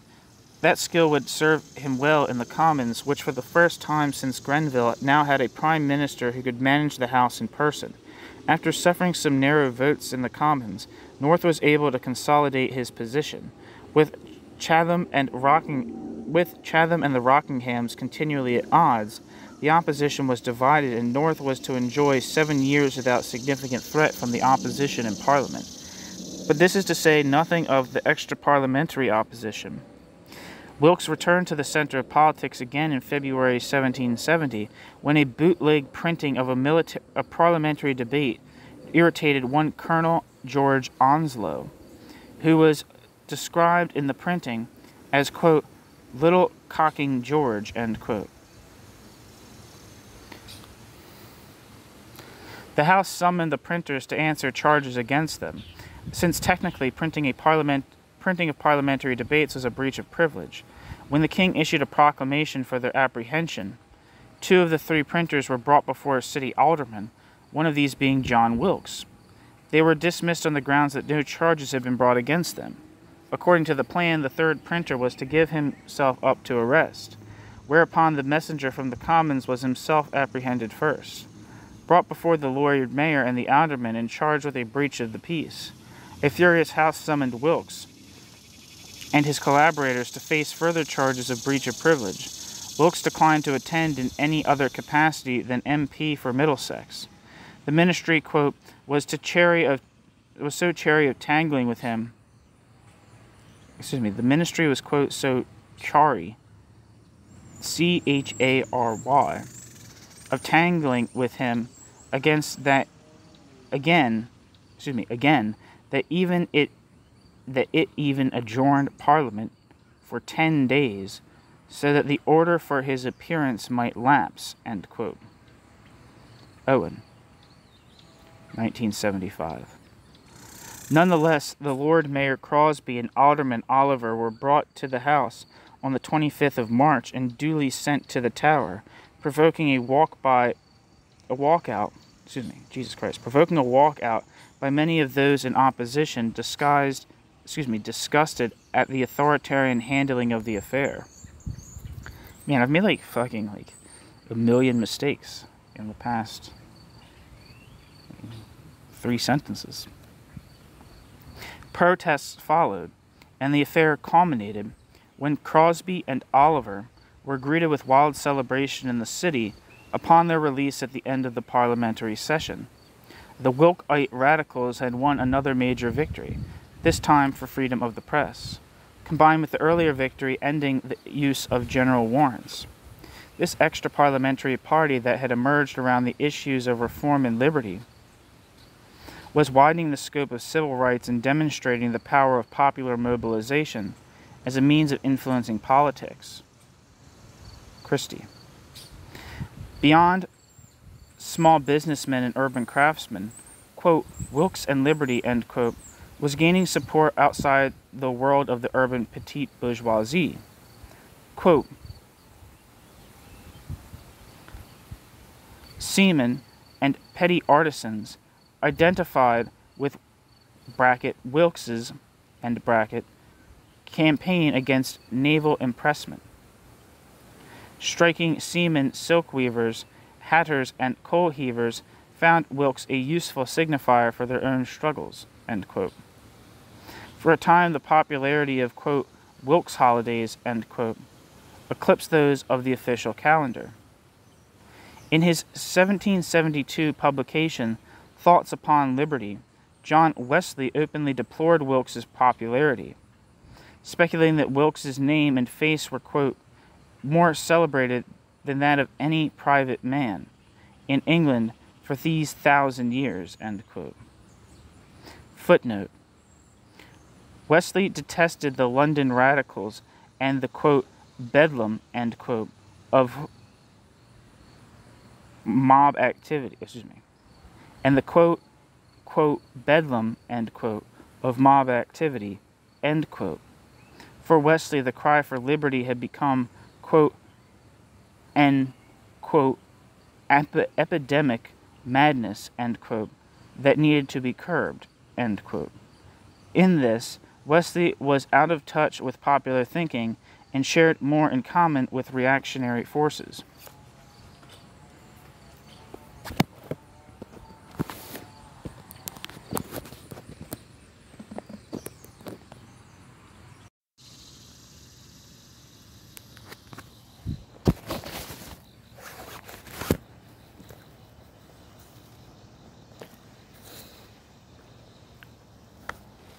Rebellion at home and abroad. As far as North is concerned, if the center of gravity for opposition to the ministry had moved outside Parliament itself, so much the better. Embarrassing as it may have been to receive a black eye from the radicals, their support outside the city remained limited, and if anything, the reaction of elite opinion was likely to play in North's favor. For who among respectable society, with the possible exception of the iconoclastic Chatham, would wish to risk being seen as a sympathizer to the likes of Wilkes and his followers? With the typical minds blowing generally in his favor, North set about the task of tidying up the nation's finances. His success in this endeavor further secured his position. After 1771, the land tax was kept at 3 shillings on the pound. A new tax on luxuries was introduced as a means of tackling the national debt, as well as a revenue lottery. In general, North's domestic policies were a success.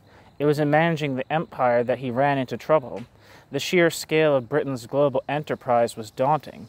With Captain James Cook returning from his discovery of Australia in 1771, the British Empire was busy annexing previously uncharted continents.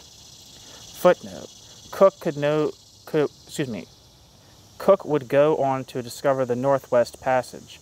Cook's sightings on the British Columbia coast and brief stop on Vancouver Island supported a British claim of discovery, which almost led to a subsequent war with Spain, a war which was later avoided by an agreement of joint rights. Eventually, Britain successfully expanded the claim of all of Western Canada. End footnote. In India, the financial reforms, steep tax increases, and outright looting of the state treasury of Bengal by the East India Company brought on what was surely the greatest man-made famine in history to date. An estimated 10 million human beings died in the Great Bengal Famine in 1769 to 79. What was a Holocaust for Indians translated into a financial meltdown for the company. Faced with a shortage of Indian tax revenues in a period of rising expenditures, combined in 1772 with a general financial crisis in the form of a shortage of credit in Europe, the company was brought to its knees. North moved an act in Parliament for internal reform, and a loan of £1,400,000 was forced upon the company with provisions. Finally, the company's tea sales were in a serious slump. Fully half of the 14 million pounds of tea consumed by Brits annually was reportedly smuggled. The solution put forward was the Tea Act, which set out a scheme to dump surplus tea on America. When 1,200 chests of tea arrived in the American colonies, bearing the hopes for a solution to that company's financial woes, the colonists responded by either turning away the shipments or putting them unsold into storage. In Boston, 340 of the chests were ceremoniously dumped into the harbor on the 16th of December, 1773. Footnote: just prior to the arrival of the tea, radical passions had been ignited when the printer Benjamin Franklin published the private letters of Governor Hutchinson of Massachusetts and his lieutenant governor, which stated that in order to prevent the breakup of the empire, quote, there must be a diminution of what are called English liberties, end quote. In Massachusetts, the resentment that this type of attitude provoked among colonists burst into active resistance. In Britain, the, quote, Boston Tea Party, end quote, was condemned by the ministry and opposition alike. End footnote. As America edged closer to open rebellion, events in Ireland seemed to follow a parallel course. If anything, the Irish were more oppressed than the Americans.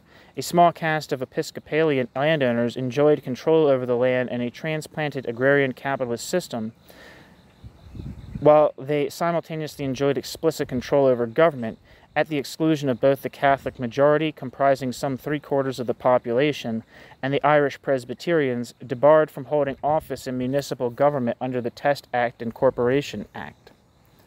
Footnote, quote, since the settlement of 1690, Ireland has been under a Protestant landlord ascendancy. The original Catholic proprietors were almost eliminated, the leadership of the Catholic peasantry fell to the priests, and their resentments flared up only in occasional outbreaks of rural banditry against landlords and their agents, end quote.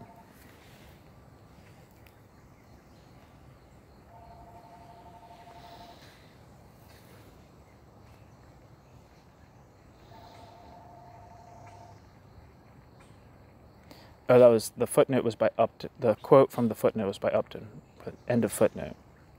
Hopes were dashed when, upon his ascension, George III made clear his steadfast opposition to any form of Catholic relief. Despite the increasing prosperity of Irish commerce in the face of restrictive trade policies designed to limit Irish competition, poverty was rife amongst the Irish peasants, who constitute a majority of the population. Quote, absentee landlords, subletting, rack renting, and the rapacity of land agents seem to have been mainly responsible for this state of affairs, which caused many rural areas to be in a state of chronic insurrection, end quote. Christie, 1982, footnote, Christie, 1982 continues, quote, but the peasants' welfare was not an issue which the landowners dominating the Dublin Parliament interested themselves, nor at this time did it present itself as a problem to the British government, end quote. End footnote. For now, however, both the Irish opposition and the American colonists conceived their struggle in terms of winning concessions from and remaining part of the British Empire. Upon a visit to Ireland in 1771, Benjamin Franklin saw that the grounds were ripe for making common cause with Irish grievances. Franklin stated his hope that, quote, by joining our interests to theirs, bracket, their, end bracket, might be obtained for them as well as for us, a more equitable treatment from bracket, England, end bracket, end quote, as quoted in Christie, 1982. End footnote. Well, there's not, I didn't say the footnote, but that was, as quoted in Christie was in a footnote. Charles Townshend had offered the Irish reforms in exchange for an agreement to pay for an increase in the number of soldiers stationed in Ireland from 12,000 to 15,000, but these offers were basically rescinded upon Townshend's premature death in 1767, only a few months after they had been made. In America, the British government had granted trade concessions in response to American boycotts, but had given no ground on the constitutional right of Britain to tax and legislate for its colonies. It was toward challenging these prerogatives that the discourse now moved. From where North sat, it appeared that a few conspirators in Boston had gone outside the law and would need to be brought to heel in order to restore law and order lest they spread ruin throughout the empire. This attitude was shared by most Britons, and because of this, North's ministry could only restore order by taking firm action.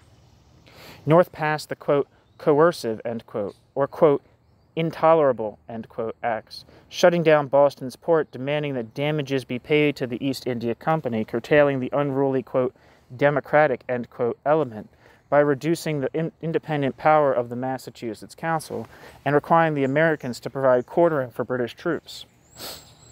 The response was an outpouring of material support for Boston and the calling of a Continental Congress to organize the resistance. A flurry of publications and public denunciations of the government's policies towards its colonies erupted in the colonies in the summer of 1774. Thomas Jefferson's Summary View of the Rights of British America, envisioned a separate empire for America whose sole connection to Britain would lie in a joint sovereign. In September, the First Continental Congress met in Philadelphia and adopted the Suffolk Resolves, which demanded that colonists defy the coercive acts and without taxes until such time as all rights had been restored to Massachusetts. The Continental Association was formed to block or trade to or from Britain and enforce non-consumption of British products. While Chatham and Burke were ready to concede to Congress's demands for the vision Jefferson had put forward, to most ministers in Britain it was beginning to become quite clear that only force could determine whether the colonies would remain a part of the British Empire. North proposed that if the colonists would agree to tax themselves to Parliament's satisfaction, quote, Parliament would merely forbear to exercise its rights, end quote. It was the first major concession, but it came too late. On 18th of April, 1775, British soldiers and colonial Minutemen exchanged fire at Lexington. In June, the Battle of Bunker Hill demonstrated that the colonists, quote, were not the despicable rabble that Englishmen had envisaged. Pride demanded total victory. The time for debate was over, end quote. The king rebuffed the olive branch petition sent by Congress.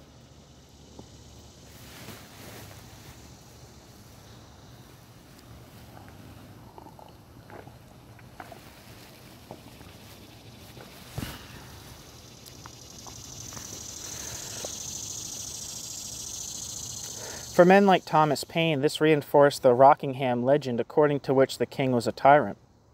In Common Sense, Paine pushed the Rockingham legend further, attacking the institution of kingship itself and arguing for an independent Republican America.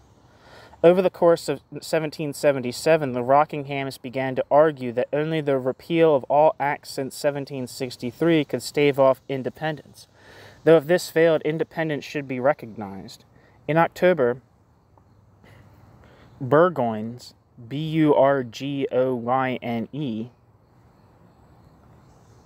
Burgoynes is my best guess, force of 5,000 men surrendered at Saratoga.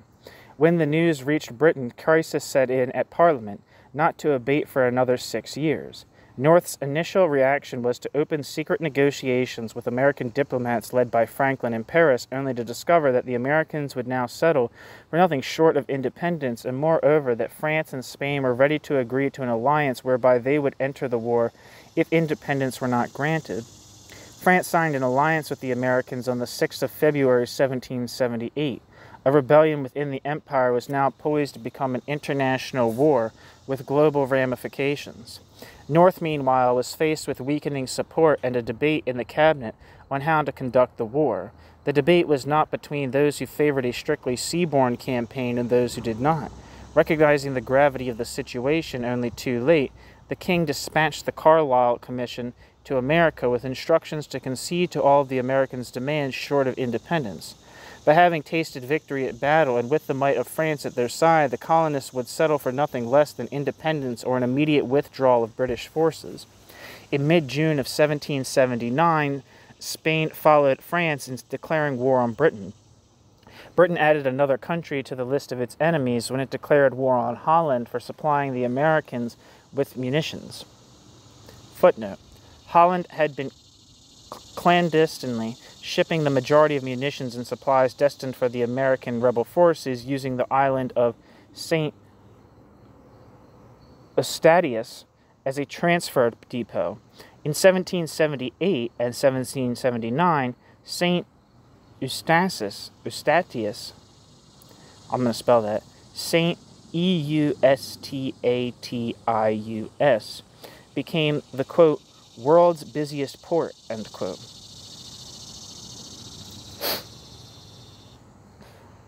Events in Ireland and Scotland contributed to the ministry's erosion of support and control.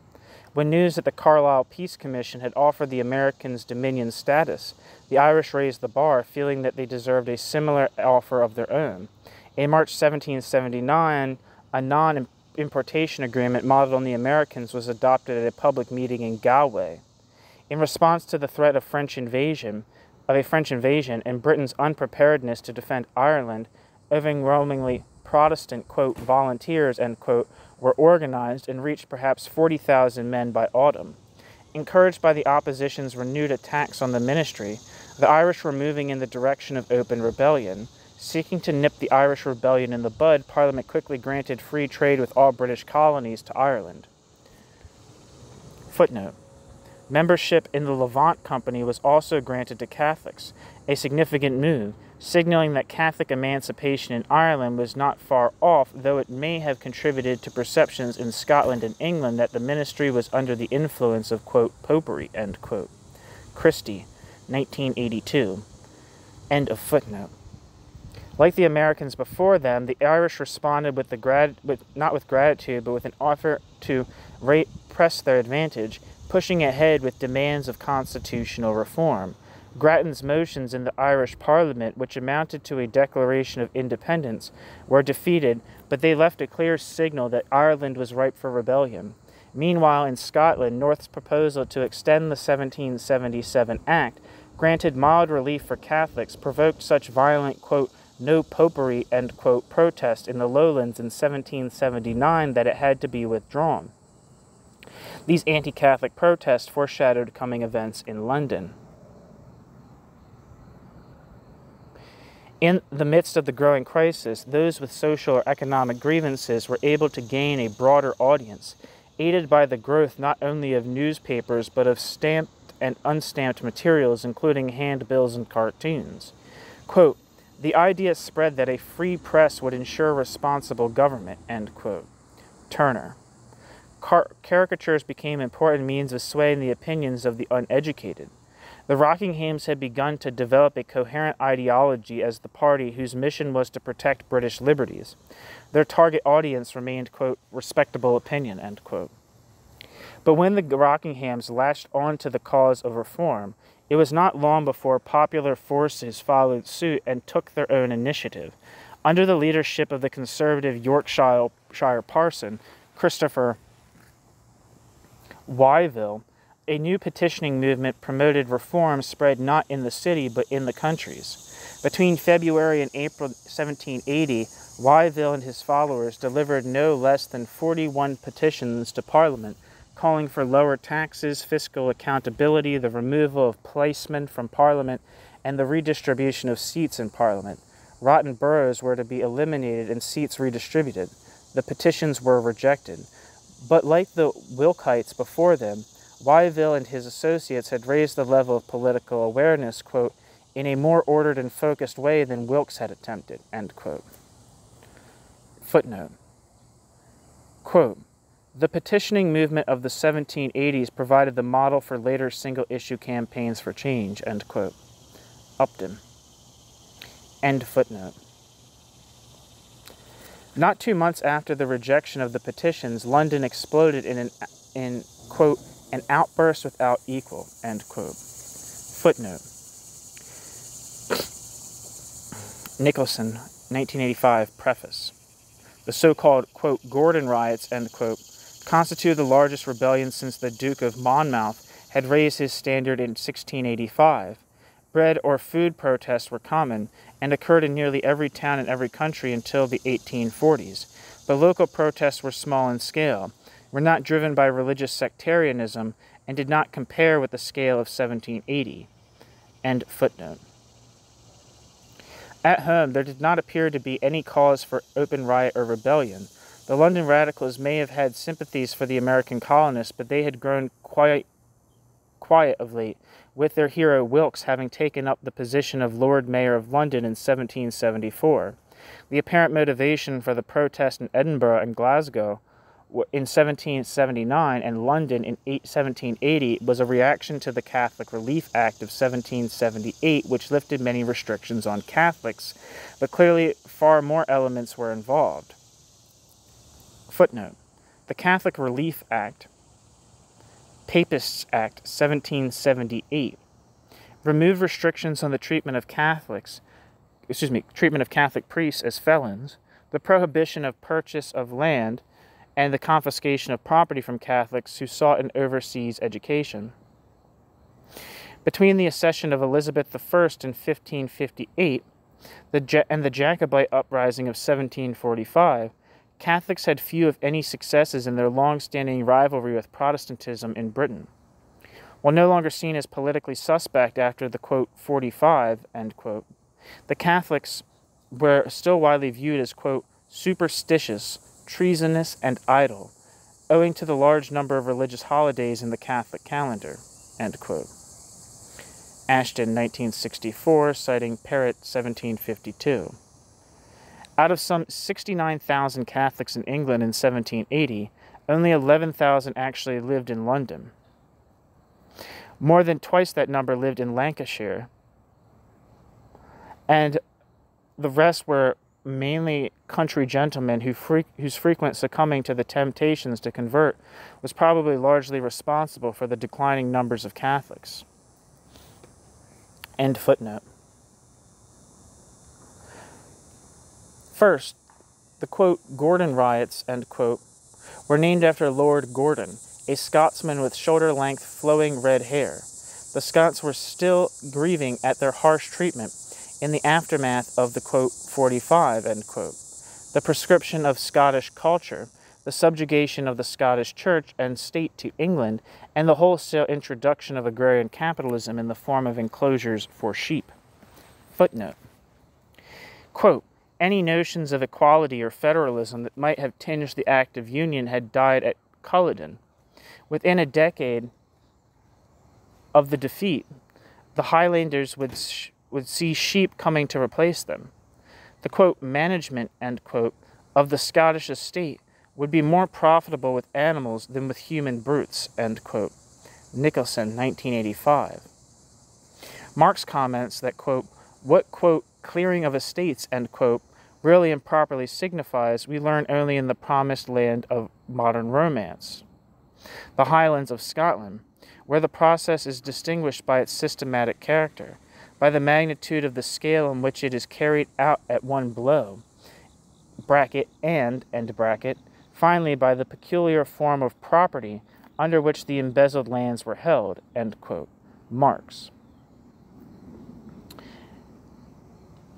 How enclosures were effected overnight in Scotland with dramatic results both in terms of productivity and misery is worth a study in its own right. End footnote. Second, the relatively progressive Quebec Act of 1774 generated hostile reactions from American and British Protestants arising more from a sense of betrayal than from direct hostility towards Catholics, since the ministry's objective in allowing the French in Quebec to retain Catholicism as the official religion was to be able to recruit Catholics there to fight against the rebellious American Protestants. Footnote.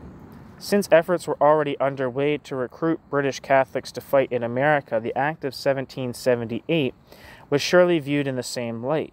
Nicholson points out three ironies. 1. Catholic Scots, quote, being asked to fight for the German king whose uncle had butchered them in 1745, end quote, against French Catholics fighting in support of Protestant America. 2. A war, quote, to impose a tyranny on the descendants of those who had fought such evils, end quote, using Catholic troops to defeat Protestants. 3. Quote, for the Scots, these paradoxes went even further. Here was an English king recruiting Catholics in Scotland to fight Protestants in America because he claimed they were being helped by Catholic France. The more likely fear was of another Catholic attempt on Scotland, end quote. End footnote. Third, the outburst took place in London, home to the radical movement rooted in working-class artisans. In the country cities of Manchester, Nottingham, etc., the growth of factories was only nascent and barely beginning, but in London the ranks of the poor and working class were swelling, increasing the pressure to lift restrictions on entry into London's craft trades and at the same time adding to the increasingly miserable conditions for the city's poor. Footnote. It seems likely that these increasing pressures contributed to the sudden outburst of rebellion in London, but the matter is a subject for further study. End footnote. Finally, the systematic assault on the city's prisons was likely in a response to the expansion of the prisons to accommodate those being charged under a host of new crimes against property.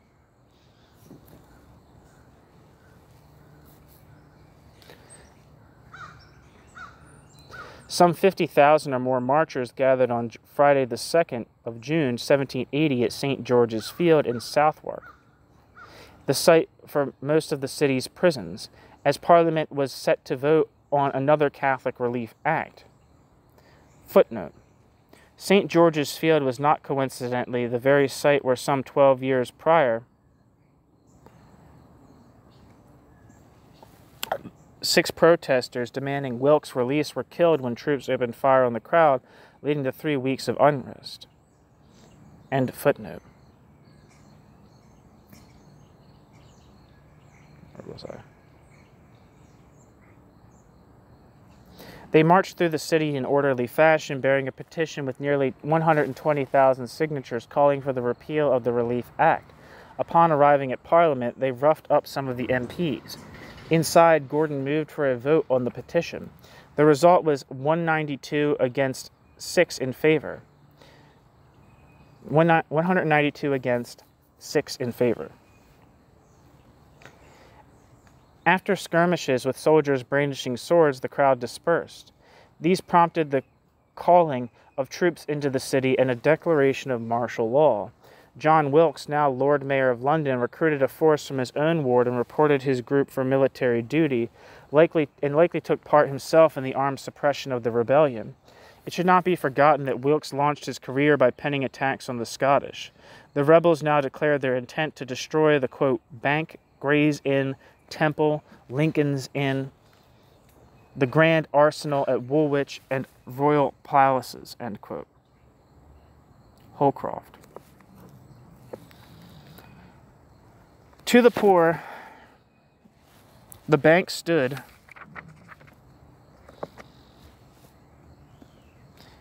for finance and a swindle against the people by those who manipulated numbers on paper.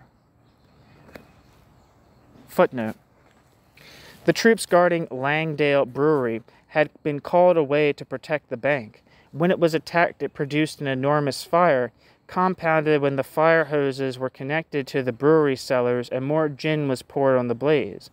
The stills burst, and undistilled spirit gushing onto the street caught fire. The blaze and fumes left many dead, but the decision had paid off. Instead of a run on the bank as ordinary, transactions ran at £80,000, less than usual, quote, a proof that the arrival of the troops had quieted their fears, end quote.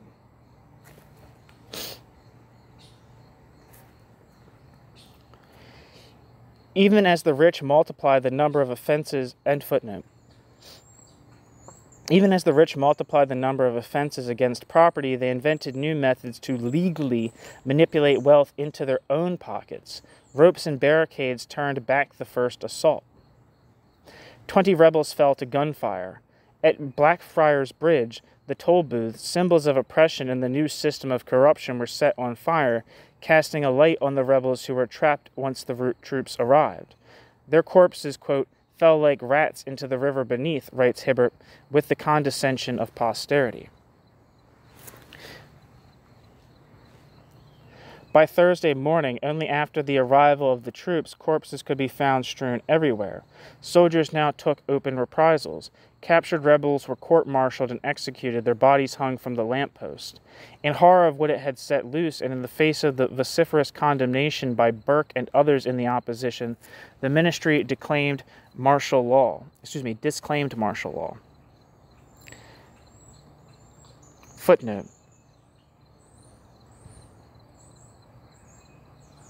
quote, the final score looks like rioters nil. Authorities over 1,000, end quote, writes Nicholson.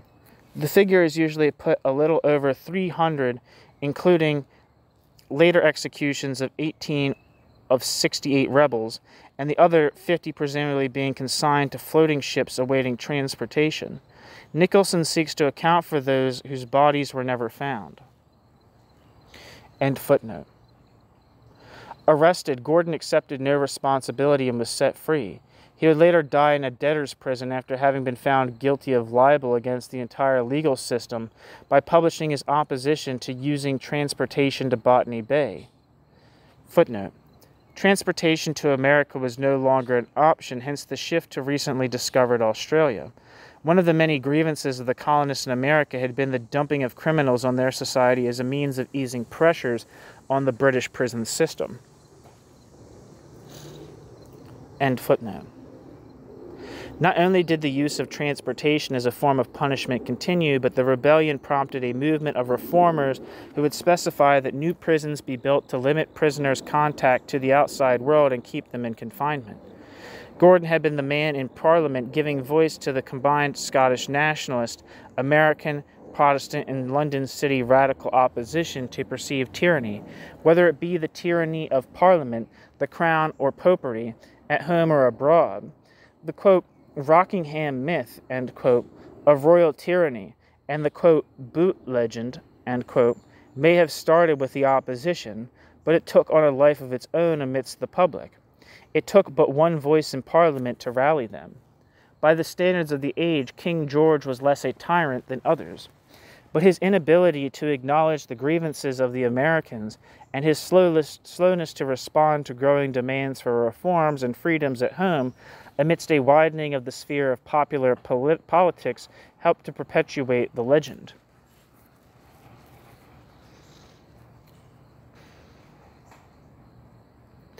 One of the effects of the rebellion was that it dismayed the opposition in Parliament. Quote, nothing could have been more calculated to alienate both the Rockinghamites and the independent landed gentry, end quote. Quote, nothing could have been more calculated to alienate both the Rockinghamites and the independent landed gentry, end quote. Christie. The rebellion drove such a wedge between city and the opposition in Parliament that North was even compelled to approach Rockingham in July to discuss a coalition. But Rockingham wavered in his support for full American independence and economic reform, and no coalition could be arranged. News of success in the Carolinas, and especially of loyalists in America taking an active role in the war, gave such an additional fillip to North's revival that he dissolved Parliament 1 year early, throwing the opposition once again into turmoil. When Parliament reassembled in December, North would enjoy comfortable majorities through the summer. Once again, North's administration was the beneficiary of division in the opposition, but it would be the last time. Through the summer and autumn of 1781, North's ministry enjoyed a period of relative calm and stability. It was during this time that attention turned once again to the East India Company's troubles. The India Act was passed, renewing the company's charter for another 10 years. The act once again avoided the question of the Crown's rights to territorial revenues and left the administration of conquered Indian provinces in the company's hands. Yet with a swelling bureaucracy of over 1,000 officials and a growing army in India over 40,000 men, it was only a matter of time before the government would have to step in and take charge of governance in India.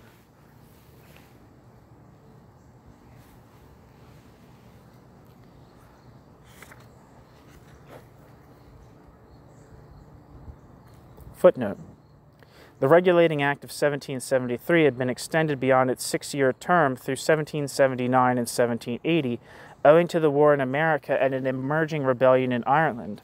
As the devastation of the rural population in Bengal continued, so did the complicated conquest of India by a merchant company.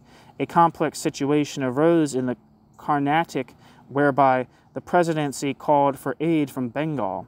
In the late 1770s, the opposition had extended the Rockingham myth to include the notion that the Nawab of the Carnatic wielded some secret influence over the ministry.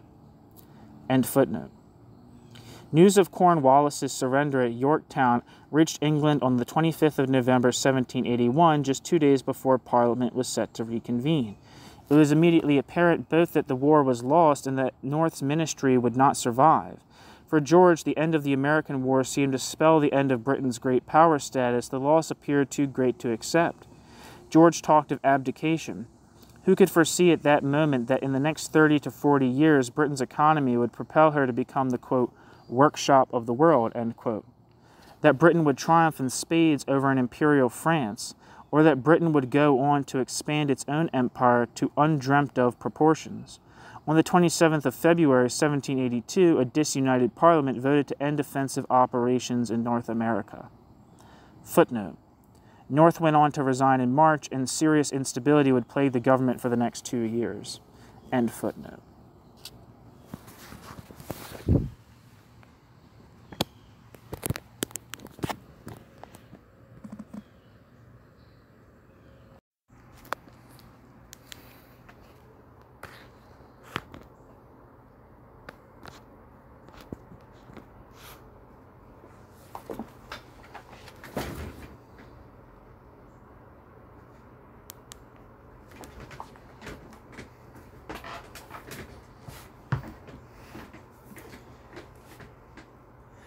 The survival of empire. In the wake of North's resignation, the largest faction in Parliament with 100 votes was Rockingham's. In George's eyes, Rockingham and his party were, quote, the archetypal example of an aristocratic faction out to dictate to the crown. Its nonsensical theories about hidden cabals and secret influence appeared to him to be directed against his exercise of his few remaining legitimate constitutional functions, end quote.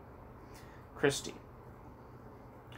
But only Rockingham could hope to command the support of independents, and George had no option but to agree to his terms. Rockingham took over the Treasury, Fox became Foreign Secretary, and Shelburne Home Secretary. The first order of business for this short-lived ministry was to carry 3 major pieces of legislation attacking the vast sums given by the Crown to members of Parliament in the form of patronage. But these acts had little impact and served to sow doubt about the veracity of the Rockingham legend. Wyville, who had high hopes for the Rockinghams when they took power, soon became a fierce critic of the ministry. Footnote. Crewe's Act disenfranchised all revenue officers. Clark's Act excluded government contractors from the Commons. Burke's Civil Establishment Act abolished several government and court appointments. Crewe's Act affected few boroughs and made little difference. Clark's Act also made little impact, since the number of contractors in the Commons had shrunk from 37 to 17 since the first year of George III's reign. The quote good stout blow to the influence of the crown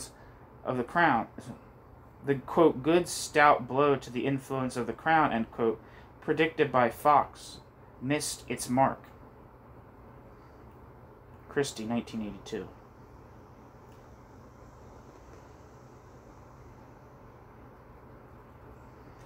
End footnote. More lasting effects of the brief Rockingham ministry were felt in Ireland. In March and April, the Irish Commons passed and reaffirmed Grattan's motions calling for Irish independence.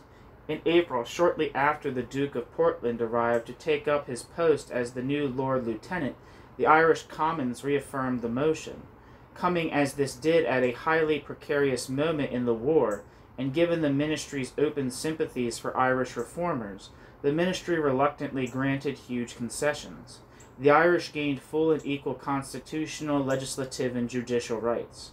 In return, Ireland voted to put up £100,000 for the Navy and would commit 5,000 soldiers to the Foreign Service. Ireland had gained, in short, the very type of arrangement that Britain had denied America and fought a war to prevent. Moreover, the Catholic Relief Act of 1782 put an end to restrictions on land tenure for Catholics and legalized the Catholic clergy in Ireland.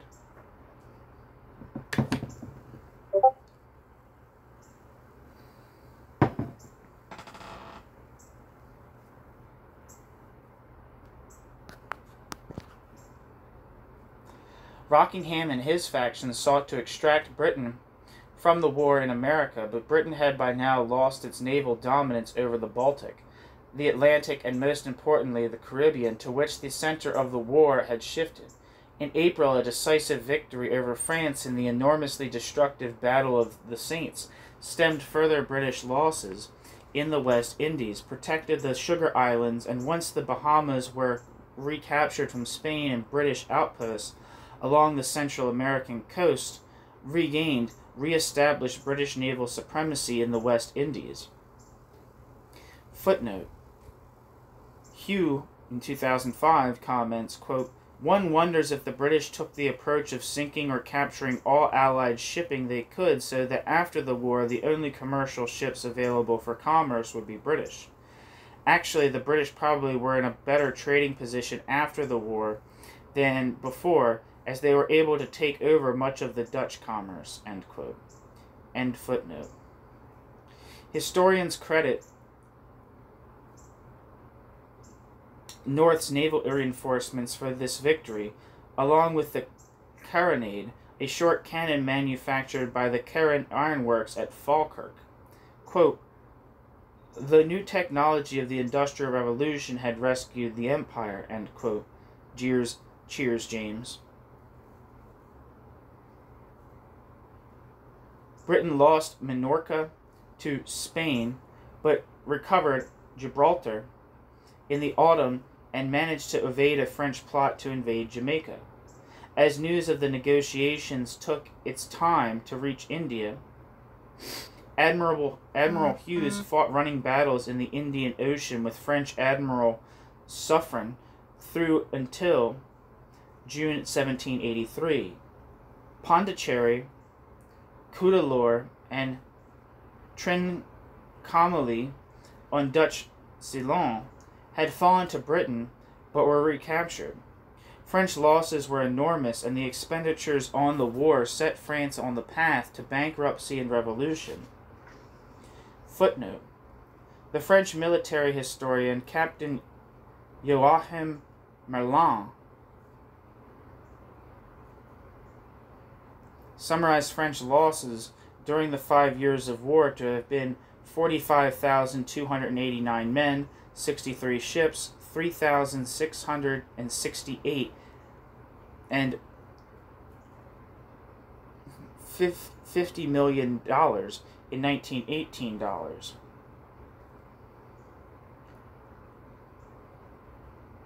These enormous costs would factor into the looming bankruptcy of the French state in the 1780s. End footnote. Exhausted and believing they had achieved their primary objective of reducing the might of the British Empire through securing American independence, France and Spain were ready to negotiate peace. When Rockingham suddenly died, just 3 months after taking office, George offered the treasury to Shelburne, whereupon his rival Fox, who 1 day before Rockingham's death had moved a failed resolution to grant full recognition to the United States of America, resigned. Shelburne inherited the burden of negotiations. Upon assuming office, Prime Minister Shelburne promoted a sweeping program of reform. Quote, "The national debt and the annual charge upon the national debt were to be reduced by conversion of existing loans to lower rates of interest, and by the reestablishment of an effective sinking fund.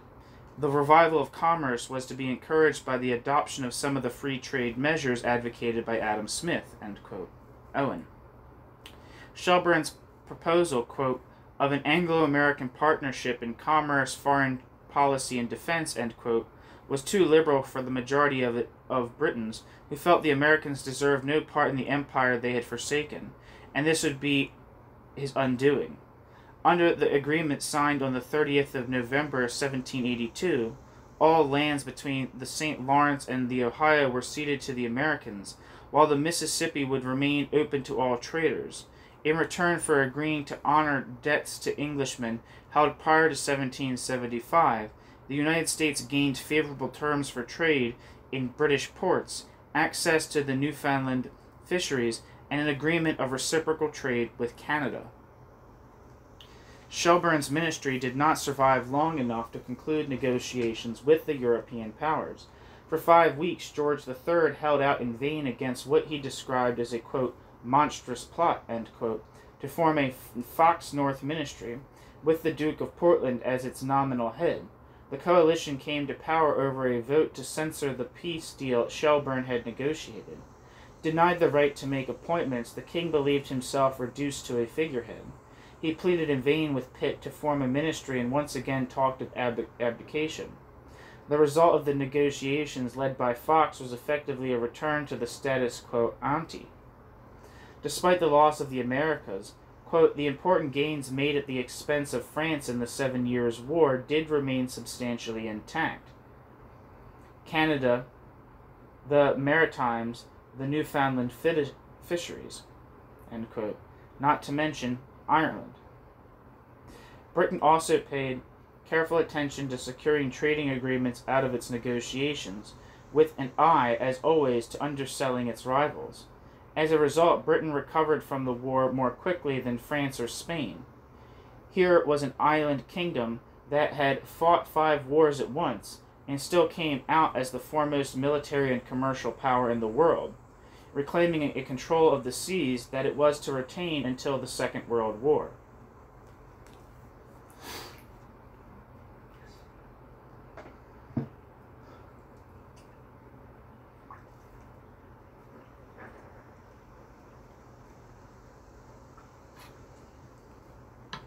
The economic chill between Britain and America did not last long.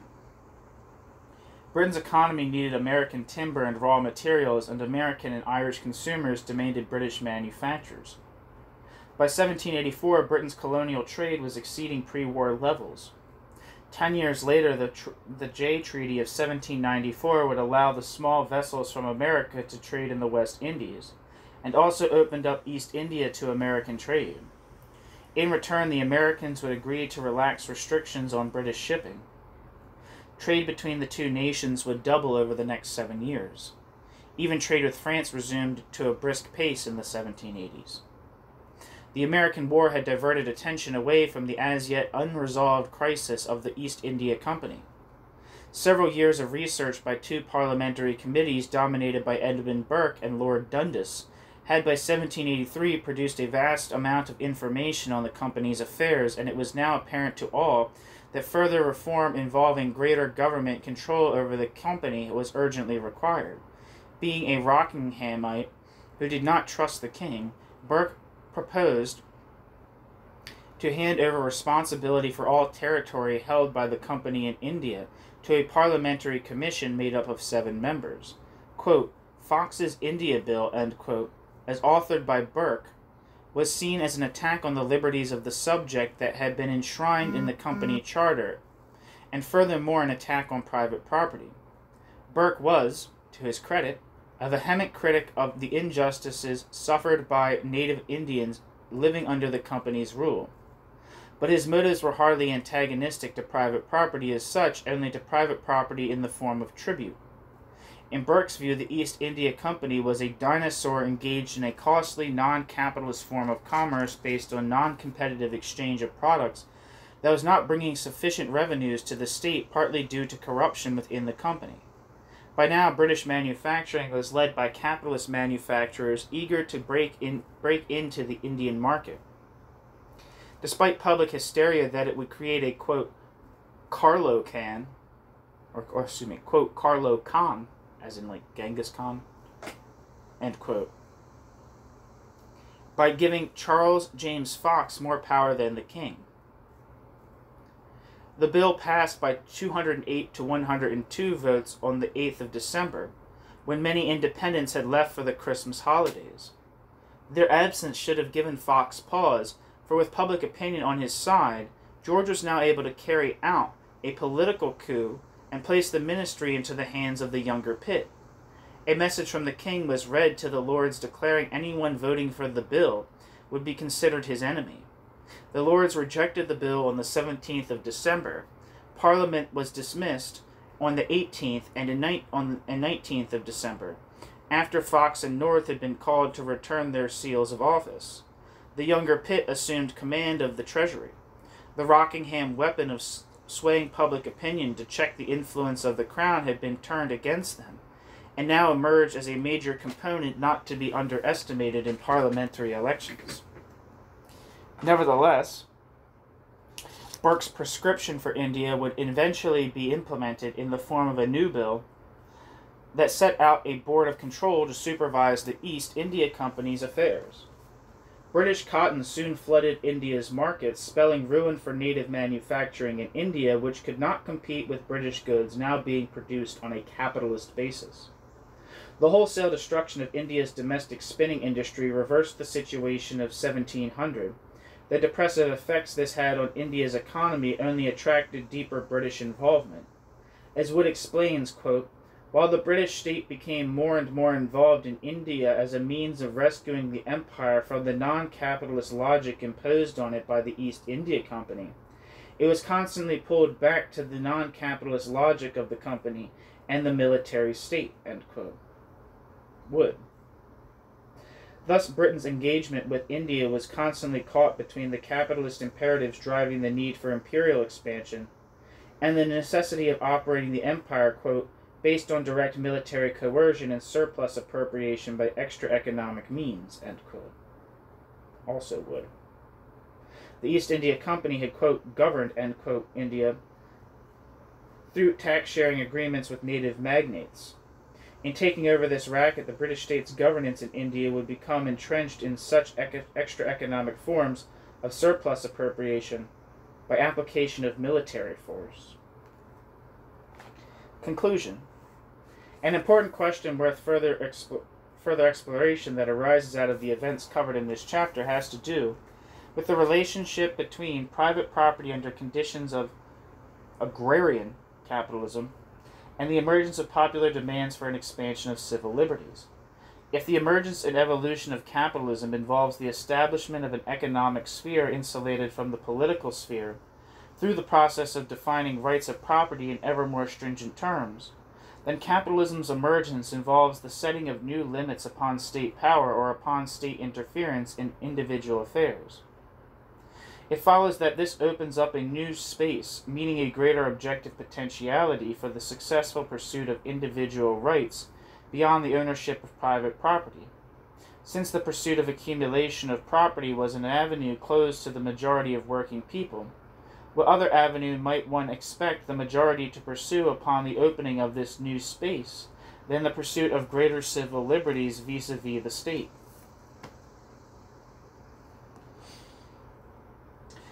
Following decades of relative Walpolean stability, old corruption and peace abroad, Great Britain emerged from the 7 Years' War as the foremost imperial power in the world. Yet the new empire was confronted with rebellion, and not only in the colonies, but at home as well. If the Pitt Newcastle administration of 1757 testified once again, as in 1688 and 1714, to the overall unity of England's ruling landed oligarchy, and its establishment to set aside intra-elite disputes, the Wilkite Rebellion which followed seems to testify to the way in which, amidst the gradual dissolution of long-standing paternalistic and customary relations between patricians and plebs, there was at the same time an emerging and growing horizontal unity among working people, who began to demand an expansion of their rights through placing further curtailments upon the ability of the state to suppress or limit their freedoms. The fact that this current of protest from the 1760s was initially led by John Wilkes, a parliamentarian and renegade member of the lesser gentry, would seem to underscore the fact that the masses of working people were still constrained politically by their dependence upon a nominal member of the ruling class to give expression to their grievances. Throughout this period, the Rockingham myth of undue influence in the court of George III was sustained primarily less as an article of faith than as a useful means of putting the rulers of state on the defensive, as would-be reformers inside of government and popular protesters outside pursued an expansion of civil liberties, notably in the area of freedom of the press. To the extent that this re-emergence of an artisan-based popular radicalism posed a challenge to oligarchic rule, it actually served to strengthen the unity of the ruling elite, a unity once again consolidated under Lord North. In the, quote, Great Liberty Riot, end quote, of 1780 in London, Wilkes sided against popular rebellion, taking direct part in the repression of the protesters attacking the Bank of England. The so-called, quote, Gordon riots, end quote, were so named after Lord Gordon, a Scottish nobleman who had led the presentation of a petition to Parliament that preceded the rioting. But Gordon would later deny playing any role in inspiring or organizing the rioting which followed upon Parliament's dismissal of the petition. Thus the rioting proceeded without the leadership of a member of the ruling landed elite, and in this context no constraint in the use of state violence and coercion to suppress the popular rebellion was observed for several days, during which an untold number of protesters were shot or hanged. Here we might suggest were the beginnings of a sharpening class divide between a ruling elite with an interest in protecting and expanding the development of agrarian capitalist tenant farming on enclosed estates, and the mass of the direct producers increasingly drawn into a situation of market dependence, and the real, in the countryside, or more formal, in manufacturing, subsumption of their labor to the control of capital. As noted, the protesters generally operated within the scope of accepted customary forms of protest, but the authorities did not. The events of 1780 in London thus mark a highly significant milestone in the breakdown of the customary and paternalistic bonds between patricians and plebs.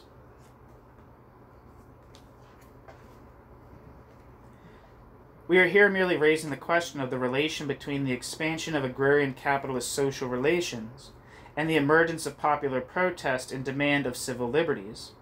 None of this is meant to deny the importance of a long and proud discourse of the, quote, liberties of the subject, end quote, in English history stretching back through the early modern period, or to suggest that we can simply read political events as, quote, determined, end quote, by economic developments. The question has to do with the relationship between the two, and it is at least provocative to interrogate whether, in addition to being informed by the Rockingham myth and a shared commitment to the cause of, quote, liberty, end quote, the demand for greater civil liberties behind the rebellions in each region during the period was at least conditioned by the social property relations of agrarian capitalism in the manner we have suggested.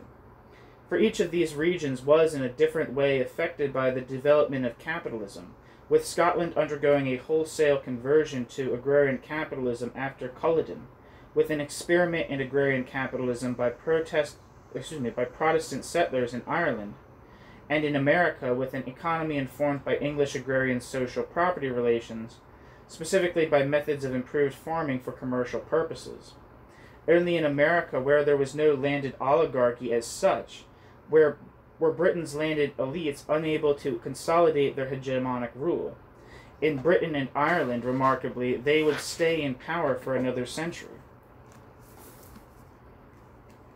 Britain was able to emerge from defeat in the American War as the preeminent world power because its capitalist economy was the only economy in the world that could generate the level of demand for colonial products and export sufficient numbers of settlers and its surplus population to farm the colonies, whilst simultaneously reaping handsome profits by supplying competitively priced manufactures to its colonies and to a newly independent America. Britain's expanded domestic economy enjoyed a relationship with the colonies whereby surplus production in the domestic market could be exported to the colonies in return for raw materials that would prove vital to industry. Britain would establish unchallenged control of the Pacific, about which the British knew more than any other power. Once French interest there declined after the Revolution of 1789, although the Pacific did not give Britain a huge boost in commerce, its effective annexation was a vast expansion of what now became an indisputably global empire. Despite the fact that the domestic economy of Britain was capitalist, with an agrarian capitalism now operating alongside an emerging industrial capitalism, the empire as a whole, while being conditioned by the imperatives of domestic capitalism, was never specifically capitalist. The project of empire required the construction of an imperial state based on the explication of extra economic force. The project of empire required the construction of an imperial state based on the application of extra economic force. The disjuncture between, on the one hand, the economic imperatives arising from capitalist market competition, compelling a drive toward ever greater efficiency in production, resulting in a vast expansion of surplus production necessitating, and by constantly lowering prices, facilitating the expansion of markets and the extra economic imperatives of the imperial state project, of violence and plunder on the other, define the contradictory nature of the British imperial project down to its dissolution in the 20th century. End of chapter 4.